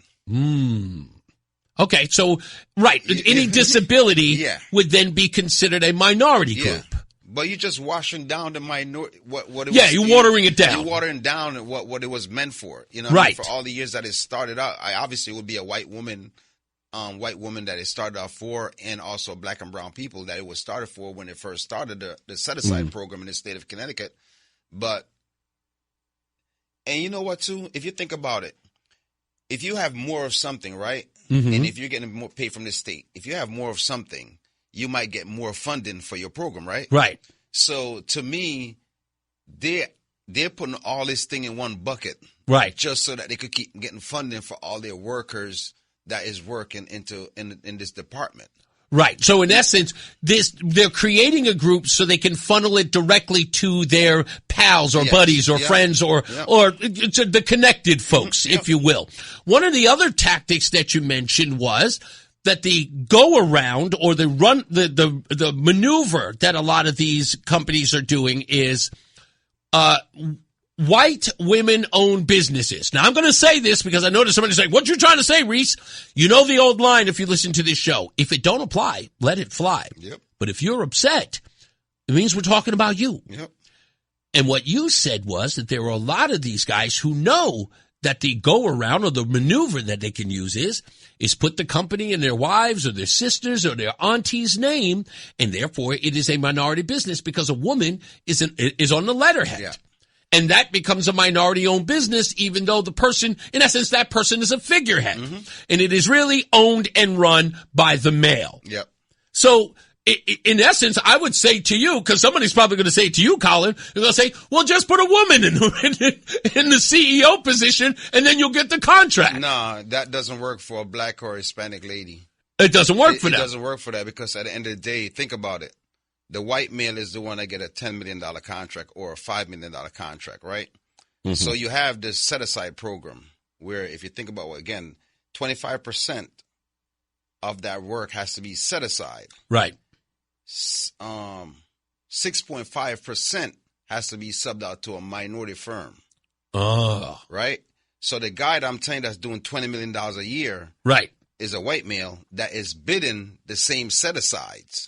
Gotcha. And then now you're telling him to make sure find a black or Hispanic or a white woman to give them the work. But what the white male is doing now is creating a company through the sister name or the wife name or the cousin name, and then self-dealing and then he subs the work out to that white woman-owned business. So I don't have so let me get this straight. I have no racist bone in me. First of all, I have a lot of white people that's in my family, so it's nothing about that. I help out a lot of white women-owned business that is by themselves. Right. You're just talking about the people who are gaming the system. That's running the system. Right. And that's the reason why. So if you think about all these white guys that was getting all these big jobs, and if they had to sub out work to minority company, why would it be at 0.7%? Yeah. It would have been a larger number. Correct. But they're the one that's taking the job and subbing out to their counterparts. It's self-dealing. That's all it is. It's just self-dealing. I've been on a job where I bid the job, and another company bid against me. And I was not mad or whatever it is. But I was on the job doing another task of the job that I had on there, I was installing cabinets, but they bid against me for ceilings. I went to the job site, and one of the largest ceiling company name was on the gang box. Wow. So I called DAS, which is the one that certified you guys, and say, hey, why is this company on this job? Mm-hmm. This was supposed to be doled out for a minority contract. So find out they put a company's sister's name so that she can get the set aside, but has the company name on it. When I made a complaint, they went and sprayed it. So they went and investigated. They went and sprayed that thing with a yellow paint, and then write the other name of the company. No, they did not. Yes, bro. Yeah, man. And nothing happened. Nothing. No investigation. No nada. Nothing. They did investigate. They came and called back and told me that they won't do it again, and they changed the name of the. They said they'll never do it again. All over, all well and good. Crazy. So it just those are the things that we're dealing with where nobody cares. There's nobody that's really overseeing nothing. So you have the state, Mm-hmm. and you have CHRO, but CHRO is run by DAS. So you have the state overseeing the state. So yeah, because DAS belongs to the state, right? So they're overseeing CHRO, what CHRO does. So like you have the fox watching the end. Yeah, pretty you know much. What I'm saying? So there's nobody that could be like, no, you can't be doing that. No, they're both of them together. But nonetheless, like how many? This is the question I have. We are clearly seeing, because I read this report that says that we are seeing these black and brown owned companies either go bankrupt or just close up shop. Is this something that's widespread, or is it like, are they holding on by a thread? What's that like out there? And are there any, like, where are the groups, if you will, that are coming together to sort of support these folks that are struggling? So I for a couple of years, I used to be the chair of I don't even like using the Minority Contractors Council. Right. Right. But it got too much for me after 12 years, so I kind of hired a young lady to take care of it. But I think my mistake was that hiring that young lady, she didn't know about construction. Mm. But she has all the people around her that does construction. Mm-hmm.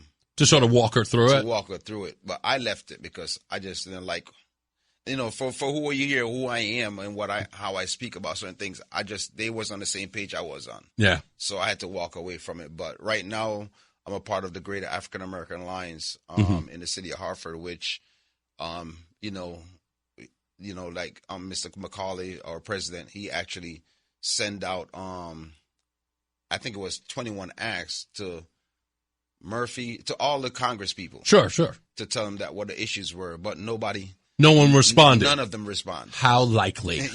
Let me get this phone call in. Calling all the way from Atlanta, Georgia, is Harold Foley. Harold, you were supposed to be a guest on my show when you get back into town, but you are a man about town. Talk to me a little bit about your experience in what Colin is talking about, because you seem to know where all the bodies are buried. Oh, wow. That's an interesting way to put it. Thank you for having me on my show. Yeah, no problem. Thank you for having me on your show. Yes, I am a real estate developer, so it's slightly different than Colin, who's a contractor. I would be the one who would actually go out and essentially identify a project that can be built. And I primarily build affordable housing. Mm-hmm. And that financing is typically attained from the Connecticut Housing Finance Authority, right, also known as SHAFA. And I attain the resources from the Connecticut Department of Housing.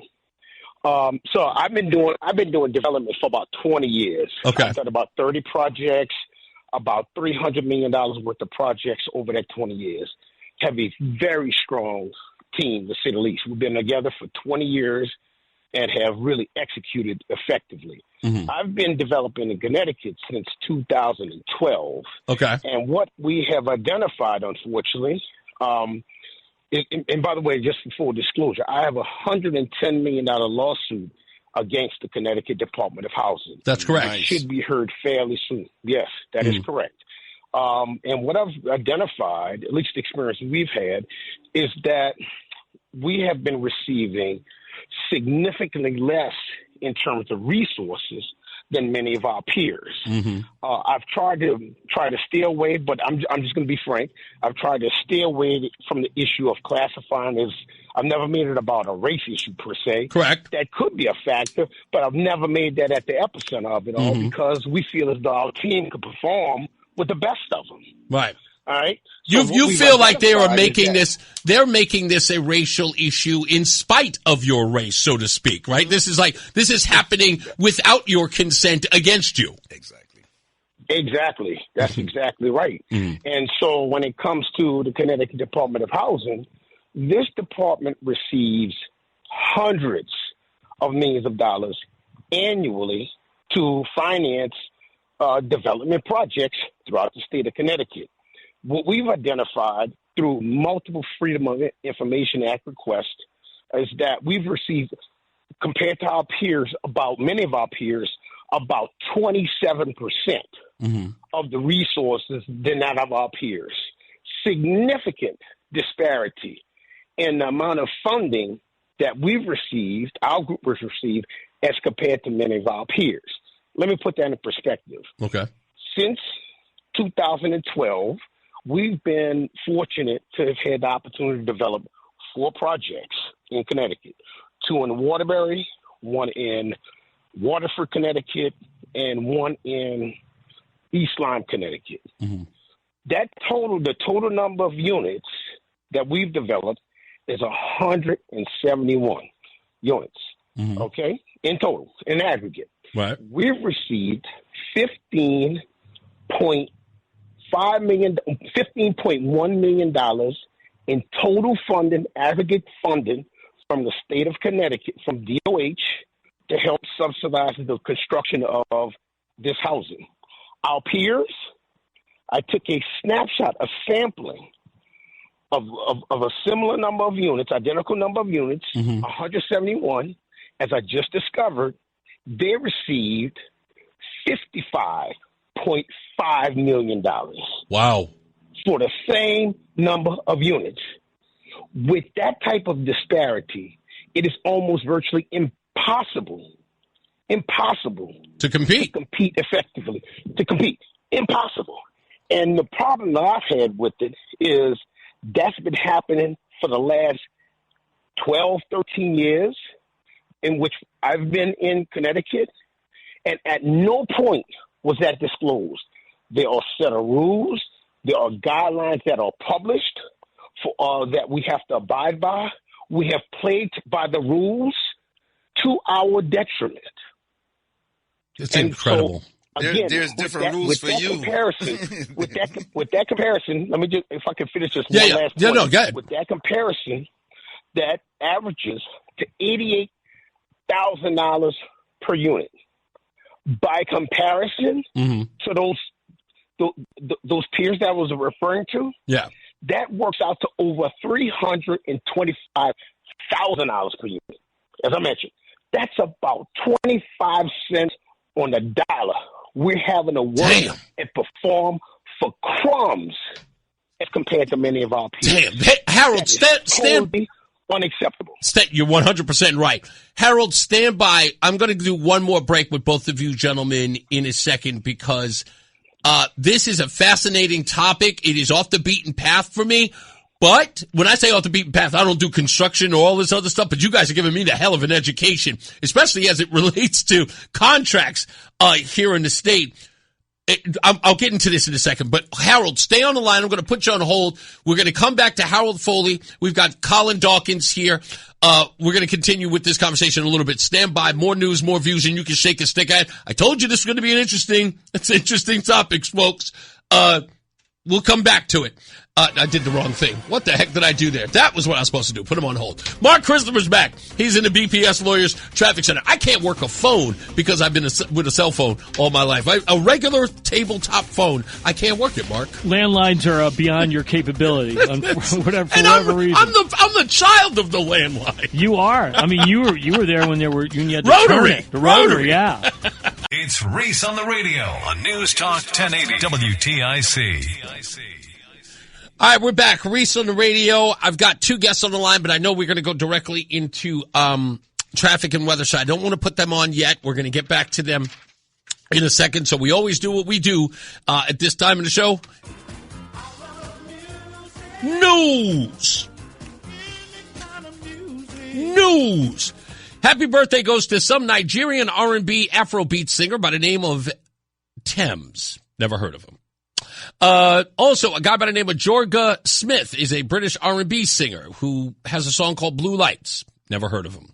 Josh Ramsey, a Canadian pop rock singer, who's the front man for a group called Marianas Trench, who turns 41. Never heard of him. Ironically, Frank Beard, the longtime drummer of ZZ Top, turns 77. And Graham Russell, the British-Australian guitarist and singer and primary songwriter for the group Air Supply, turned 76. Damn, they're in concert. In fact, I think they're coming to Mohegan Sun soon. On this day in 1957, RCA Victor released Elvis Presley's Let Me Be Your Teddy Bear, which topped the Billboard charts and came from the soundtrack of the film Loving You. The Rolling Stones' Paint It Black, back in 1966, hit number 1 on the Billboard Hot 100. And in 1988, the star-studded Nelson Mandela 70th birthday tribute, which took place at Wembley Stadium for the terrorists, included Whitney Houston, Stevie Wonder, George Michael, Phil Collins, and Eric Clapton. I know people looking at me and said, did he just say terrorist? Yes, I did. And in 1991, Natalie Cole released Unforgettable with Love, the featured track featuring a duet with her late father, Nat King Cole. It was a revolutionary album back then, and you might remember the music video that sort of had a little what was it, like a hologram version of Nat King Cole singing Unforgettable with her. So that is your music news. Let's get to Mark Christopher. He is in the BPS Lawyers Traffic Center. You remember that? That was like a revolutionary music video with Nat King Cole with his daughter Natalie Cole. That was like a big deal. I believe that album that she came out with the standards, a lot of the standards her dad did, won a Grammy. It won an Album of the Year at the Grammys. Okay, yeah. That is a phenomenal album. Yeah, big deal. It was a big deal back then. And I will never forget when she performed at the Grammys with the so-called hologram there that they did for television. Yeah. It was a big deal. Everybody talked about that. You know, Nat King Cole, man, when you watched him sing, it seemed effortless. Like he wasn't even trying. He looked like he was whispering. Yeah. Like, he had such a diaphragm and a delivery. Effortless. You're 100% right. Perfect word for him. You watch him, it's like, he's not even trying. It sounds amazing. From politics to news to music to movies and anything above the sun and outer space and beyond, it's Reese on the radio. Damn, he's good. Only on NewsTalk 1080 WTIC. All right, continuing our conversation, Colin Dawkins is here, the VP of Operations at MCM Acoustics, live in the studio, and on the phone is Harold Foley. Harold, what is your capacity? What is your position, job, the company? What is the name of that? I am the president of the HF3 group. Okay, so HF3, it's a development firm. As a development firm. So you are sort of in the same space here even though you don't relatively deal with, like, you're not a contractor or a construction company? Am I getting that wrong? Well, we are a development company, and what we do is we develop, so we sort of one rung up, if you will. Okay. So we will hire the architects, engineers, and contractors like Colin's firm. Oh, okay. All right. That's okay. Now I get it. Okay. I was under the impression you were set on the ground level, but I get it. So you guys would, in essence, get the contracts and you'd be hiring the firms that would be, or the companies that would be doing the work. If I've got that right. That is correct. Okay. That is correct. So in what you got now, I just got a message from somebody who called my office line. And I don't know exactly what or how he is phrasing it, but let me just read what he said. He says, "Hey, I'm listening to your show right now about construction, and these two guys you have on are totally wrong. Give me a call back, in other words, so he can explain it to me." I'm not exactly sure what he's saying that you guys have wrong. But if I can articulate, that's what I'm saying. He could call up and ask. What I think you guys are articulating, and both of you can correct me if I'm wrong here, is that the state is saying that it has carve-outs for minority companies in the state. And what Colin is expressing to me, and I believe you are, Harold, as well, are saying that they are running sort of a couple of shenanigans, in essence, to say that they're giving these minority contracts to people, but it is indeed not fulfilling the thing that they're saying on paper. Am I wrong here? No, you're right. Okay, Harold?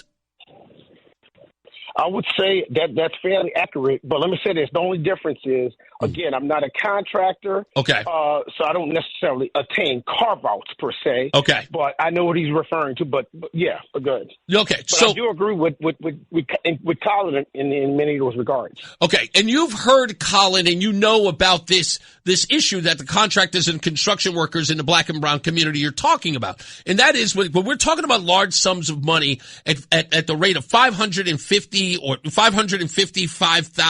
million dollars. And we're seeing that the money that's going out to black and brown communities only turned out to be about $1 million. And you, as a developer, who were seeing a disparity in the same amount of units that you're fulfilling, where you're seeing 25% or 25 cents to every dollar that your competitor is making, clearly there's a disparity here. In state funding, yes, it's definitely there. It's I'll be accurate. The example that I provided is 27%. 27%. Now, I'll ask both of you this question separately, from developer to on-the-ground contractor. What do you think? No, let me put out a scenario, and you tell me whether or not you think that is the case or isn't the case, or if I'm off the beaten path.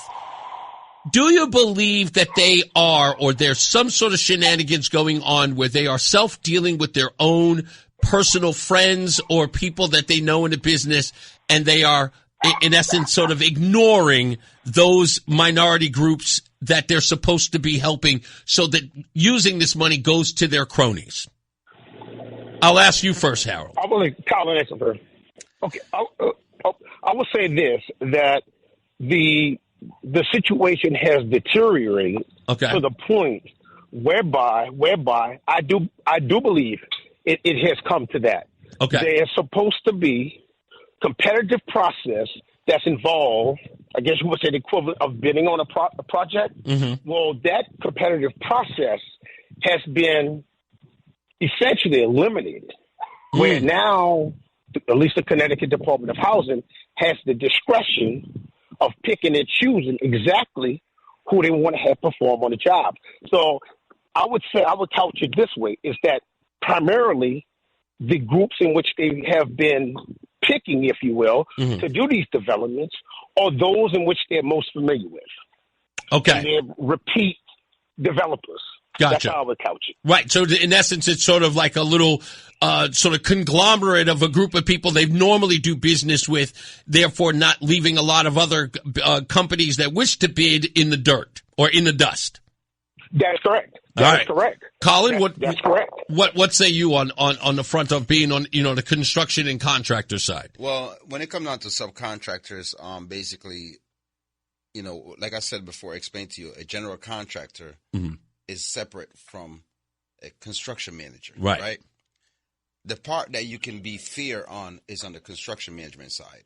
Mm-hmm. But that's the side that you need bonding for. Right. Because you're open up the game itself, the way that it is a great opportunity for minority contractors, black and brown contractors. But the requirement of bonding that the state knows, and is if you go to DS website right now, it says what is holding back black and brown contractor. They know it. And it says bonding. Right. Right. So when they change a process in 2015 where it's requiring bonding, you are basically kicking out the black and brown contractors. So they know it. They know it. So they know that you don't have a bid bond. Right. But they still have a set aside. Mm-hmm. You get what I'm saying? Right. So the set aside there, even though they are literally putting up a barrier for you to ever receive or even touch that money. You can't touch it. So when, Can I, go ahead. Go ahead, Harold. I would interject, Colin.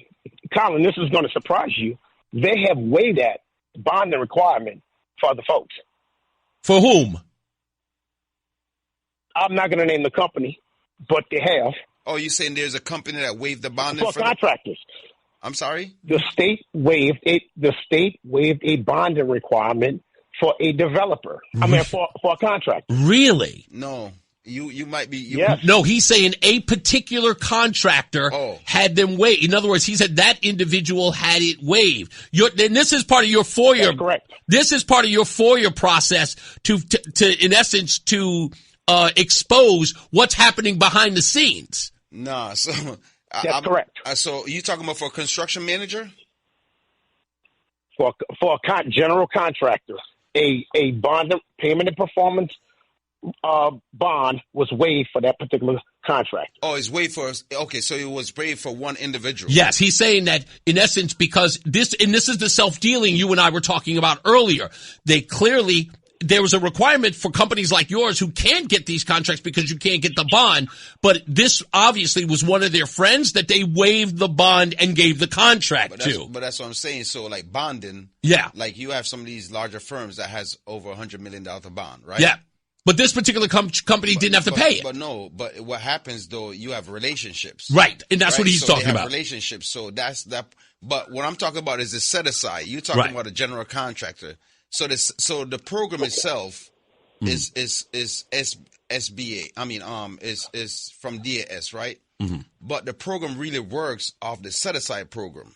Okay. So they make all the laws for set aside. Right. Right. But it generally take over everything else. Right. In essence, they put a set aside, but they in essence made it almost virtually impossible for you to get any money there. You can't get without a bid bond. So to Harold, anything that's over right now they change the rule, but it's still what they're saying is still a rule.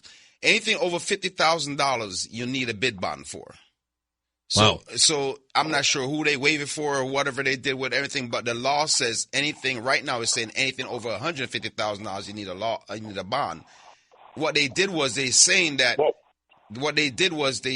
What I'm telling you is that there is an instance where that requirement was waived. Wow. And the project was $12 million.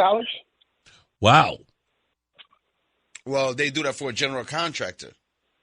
But they're not doing it under. That's what I'm saying to you. So a general contractor like me, they could give me a $2 million contract without no bid bond.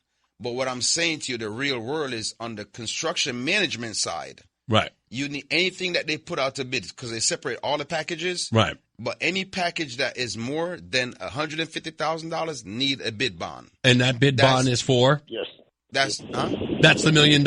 That's the $1 million you're talking about. Well, no, the $1 million, no. Anything over $150,000, you need a bid bond. Okay. But what the state did now, they're saying, you don't have to be DAS pre-qualified if you're doing work under $1 million, right? But you still got to bond it.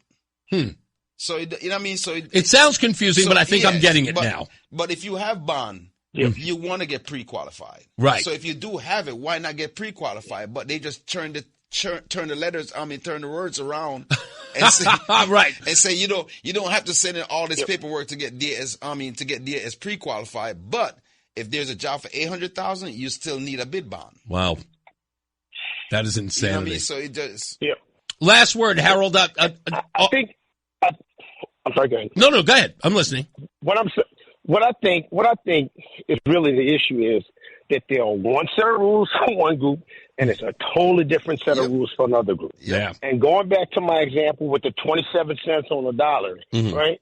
We're all asked to run 100 meters, right? Yeah. Sheetrock costs the same. Cabinets cost the same. Appliances cost the same. We still have the same expectations. Right. But we're getting a fraction of the resources than many of our peers. That's the issue from my perspective. Yeah. I did want to give a shout out to some legislators who have provided some support. One would be Senator Saud Anwar. Really? And then Senators Henry Martin, Senator Stephen Harding, okay, and Senator Rob Sampson. Okay. They've listened, fortunately, to what I've been saying, and they have written letters of support trying to address this issue to both the governor as well as the attorney general. And I thank them greatly for at least listening to what I had to say. And there's an op-ed piece which you can find online, which Senator Saud Anwar just recently had published about 2 weeks ago. Well, I want more. You can read that op-ed online. I want more done about this because William Tong, who is not addressing this issue with minority contractors and developers, has just joined that lawsuit in Delaware with 20 attorneys generals and about DEI programs. While again, this issue persists right here in his own state, and he said nothing about. Which led to this conversation that we're having today is that you got to clean up your own backyard. What do you do? You're trying to get notoriety on the national stage while we have minority companies here in the state who are fighting to get the set asides that the state claims that were available to them. That's correct. Yeah, it is insane. Harold, thank you for calling in. I can't wait till you're back in town so we can get you in the studio, okay? Absolutely. And Colin, pleasure to meet you. At least he meets you online on the radio. Okay. My pleasure. Thank you, buddy. Much. Thank you, Reese. You got it, Reese, sir. Thank you so much. You got it. We're going to have you back because I'm going to reach out to every one of the people that Harold just mentioned, especially Rob Sampson. So I know I can how to get in touch with him to see where we can go and we can see if we can address this. You know, we do need a change of leadership. Fingers crossed.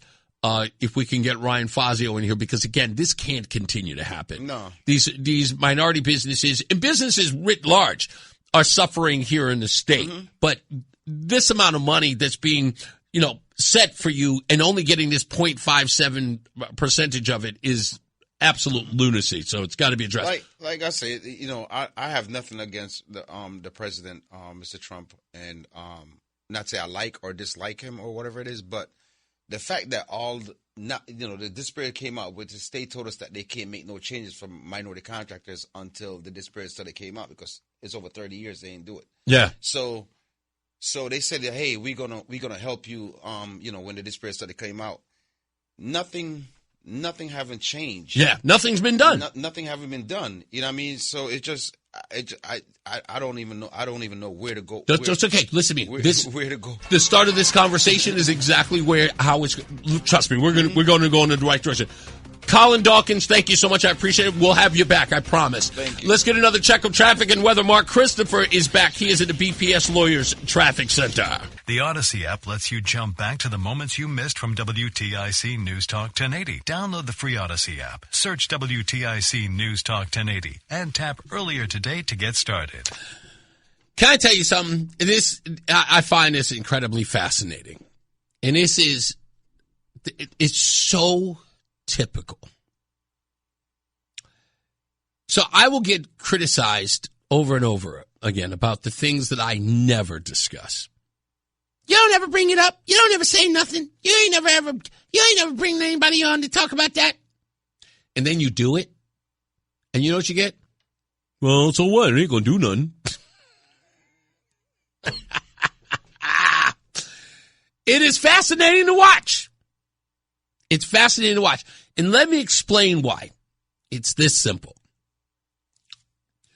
As soon as you expose their people of the thing that they want so much attention for, once you expose it, it's their people responsible. And it's a team sport. You know the drill. Once you find out it is their favorite people who are committing said crime, like, the original sin of racism, when it's one of their own, then exposing it becomes completely dismissive. Yeah, sure, you brought it up, but what's he going to do? Do you really, I have to make this very clear. I don't waste my time. Do you think I brought on Colin and spoke to Mr. Foley here? You thought I brought them on because I was trying to showcase something? You really think that I waste my time like that? You think that I spent an hour and a half talking to this gentleman because you don't think I have a plan? You must be out your cotton picking mind, boy. I always come to bring the pain. You know better than that. I don't waste my time or yours. It ain't gonna do nothing. I'm so glad you said that. Do you know how I do? As soon as you say it don't mean nothing, it ends up meaning something. And then you end up go, well, I know. Just apologize and move on. That's all you need to do. Apologize and move on. You don't think anything's going to come of it? I'm just exposing the bigots. I thought that was important to you folks. You just like your own bigots. I understand. And so, you're bigots. You love them. You like the Nazi tattoos, all of that stuff. We're almost done. Mark Wayne Mullen. Yeah, it's finding the kids. Fantastic stuff today. I loved watching that video today. Find those kids. What's up, everybody? You know who it is. You know who it is. You know who it is. It's Reese on the radio. Frederick Douglass of the 21st century. It's WTIC News Talk 1080. All right, about to wrap it up. Thank all of my guests, Rob Vardaro, Colin, I'm forgetting his name again, Colin Dawkins of MCM Acoustics for coming into the program. Sorry, Gwen, couldn't make it here. I was going to talk to her a little bit as well. But we'll talk to her next time. Tomorrow on the show, we are going to have on Dan Haar, who criticized me saying that I don't know what I'm talking about. But I gave him crap for it. We spoke on the phone a little while ago, roughly about 4 o'clock. He called in. So I'll have him on the program tomorrow to talk about my exchange with the governor. And, of course, express exactly what I know. He is defending this whole thing about the rates going up and saying that the governor has no control. I've got some, as do you, I've got some different feelings about that, which we'll hash out tomorrow on the program, so stay tuned for that. Also on the program, I just saw this young lady on Brian Shackman's WFSB show.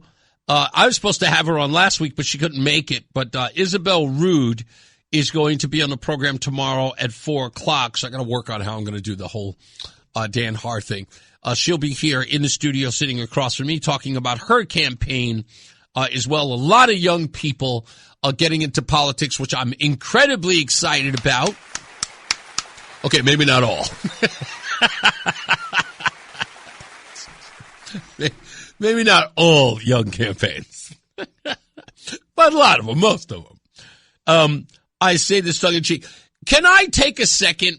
I do this rarely, but sometimes you'll see someone do something or write something that you kind of like. I was compelled. I was like, I got to say something because I can't believe it was done. And so instead of going after the person who did it, I'm going to go after the people who support him. And I'm going to do it respectfully because I could be an animal when I want to. I'm just that way. It's not because I'm black. It's because I'm a man. And sometimes when people tick me off, I can just lose myself. I'm told you I'm an old bar fighter. And that will always be in me, just who I am. There's always that something that says to me, you know, strike first. And as you get older, you know, I'm 56 now. I mean, I can't be getting into fights every day. But genetically, I just hear certain things, and I know weasels talk a good one.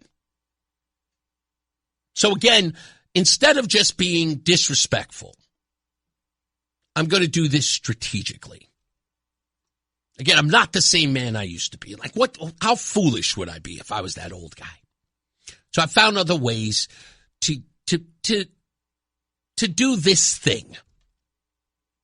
And I've found a smarter way, a better way doing this. So for those of you who support and follow Senator Bob Duff,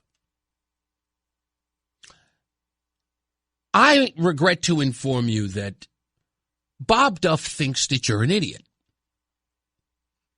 And these aren't my words. These are the words of Bob Duff.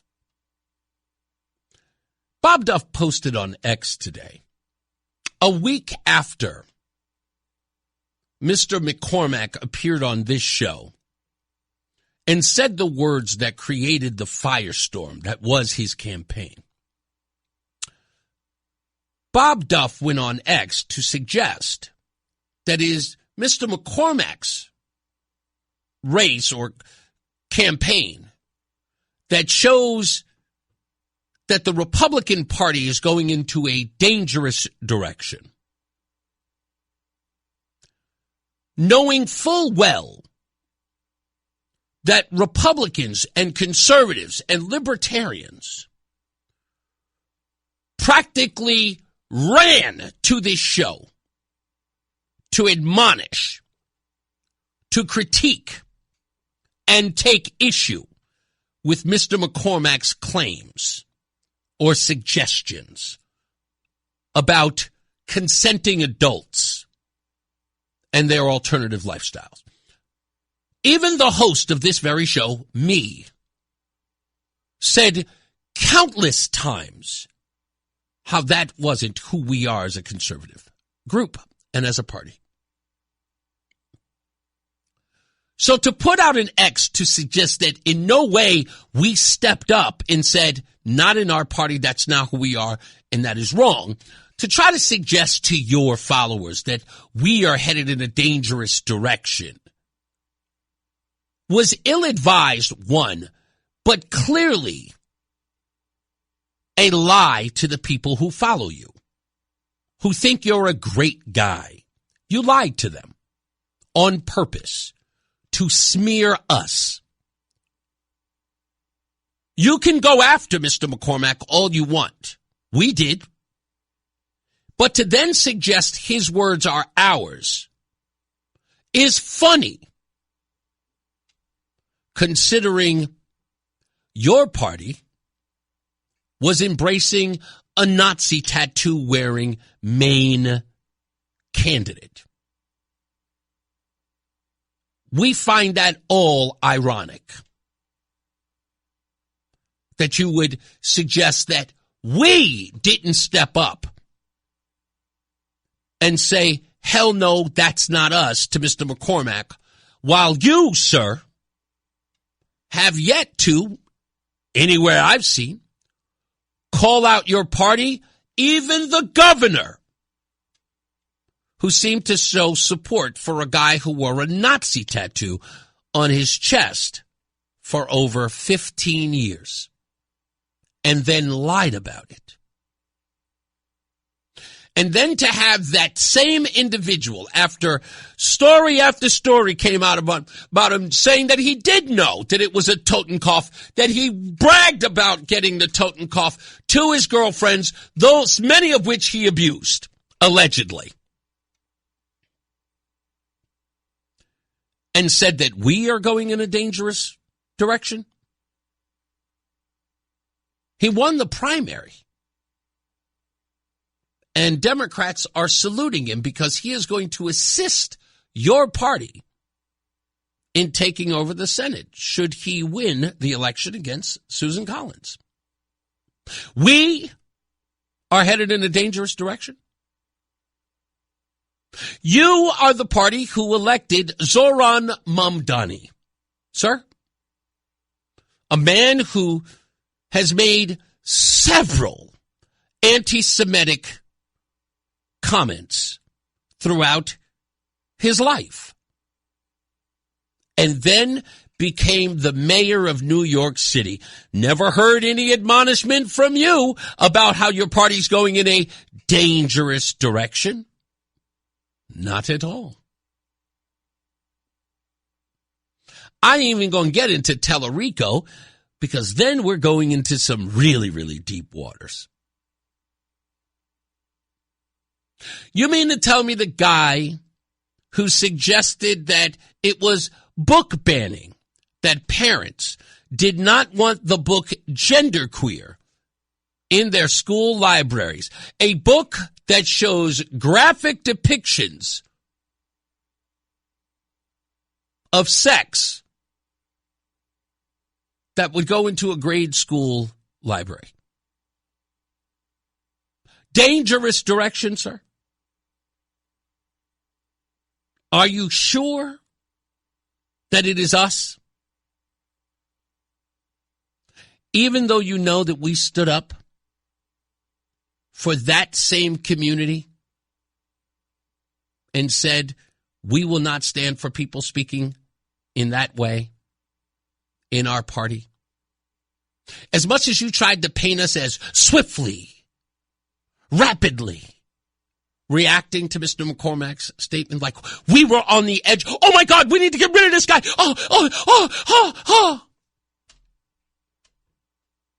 All we did was do what anybody else would do. It's not a representation of us. We're sorry, Mr. McCormack. We don't want that representing our party. You still got a Nazi tattoo in yours. He won the primary.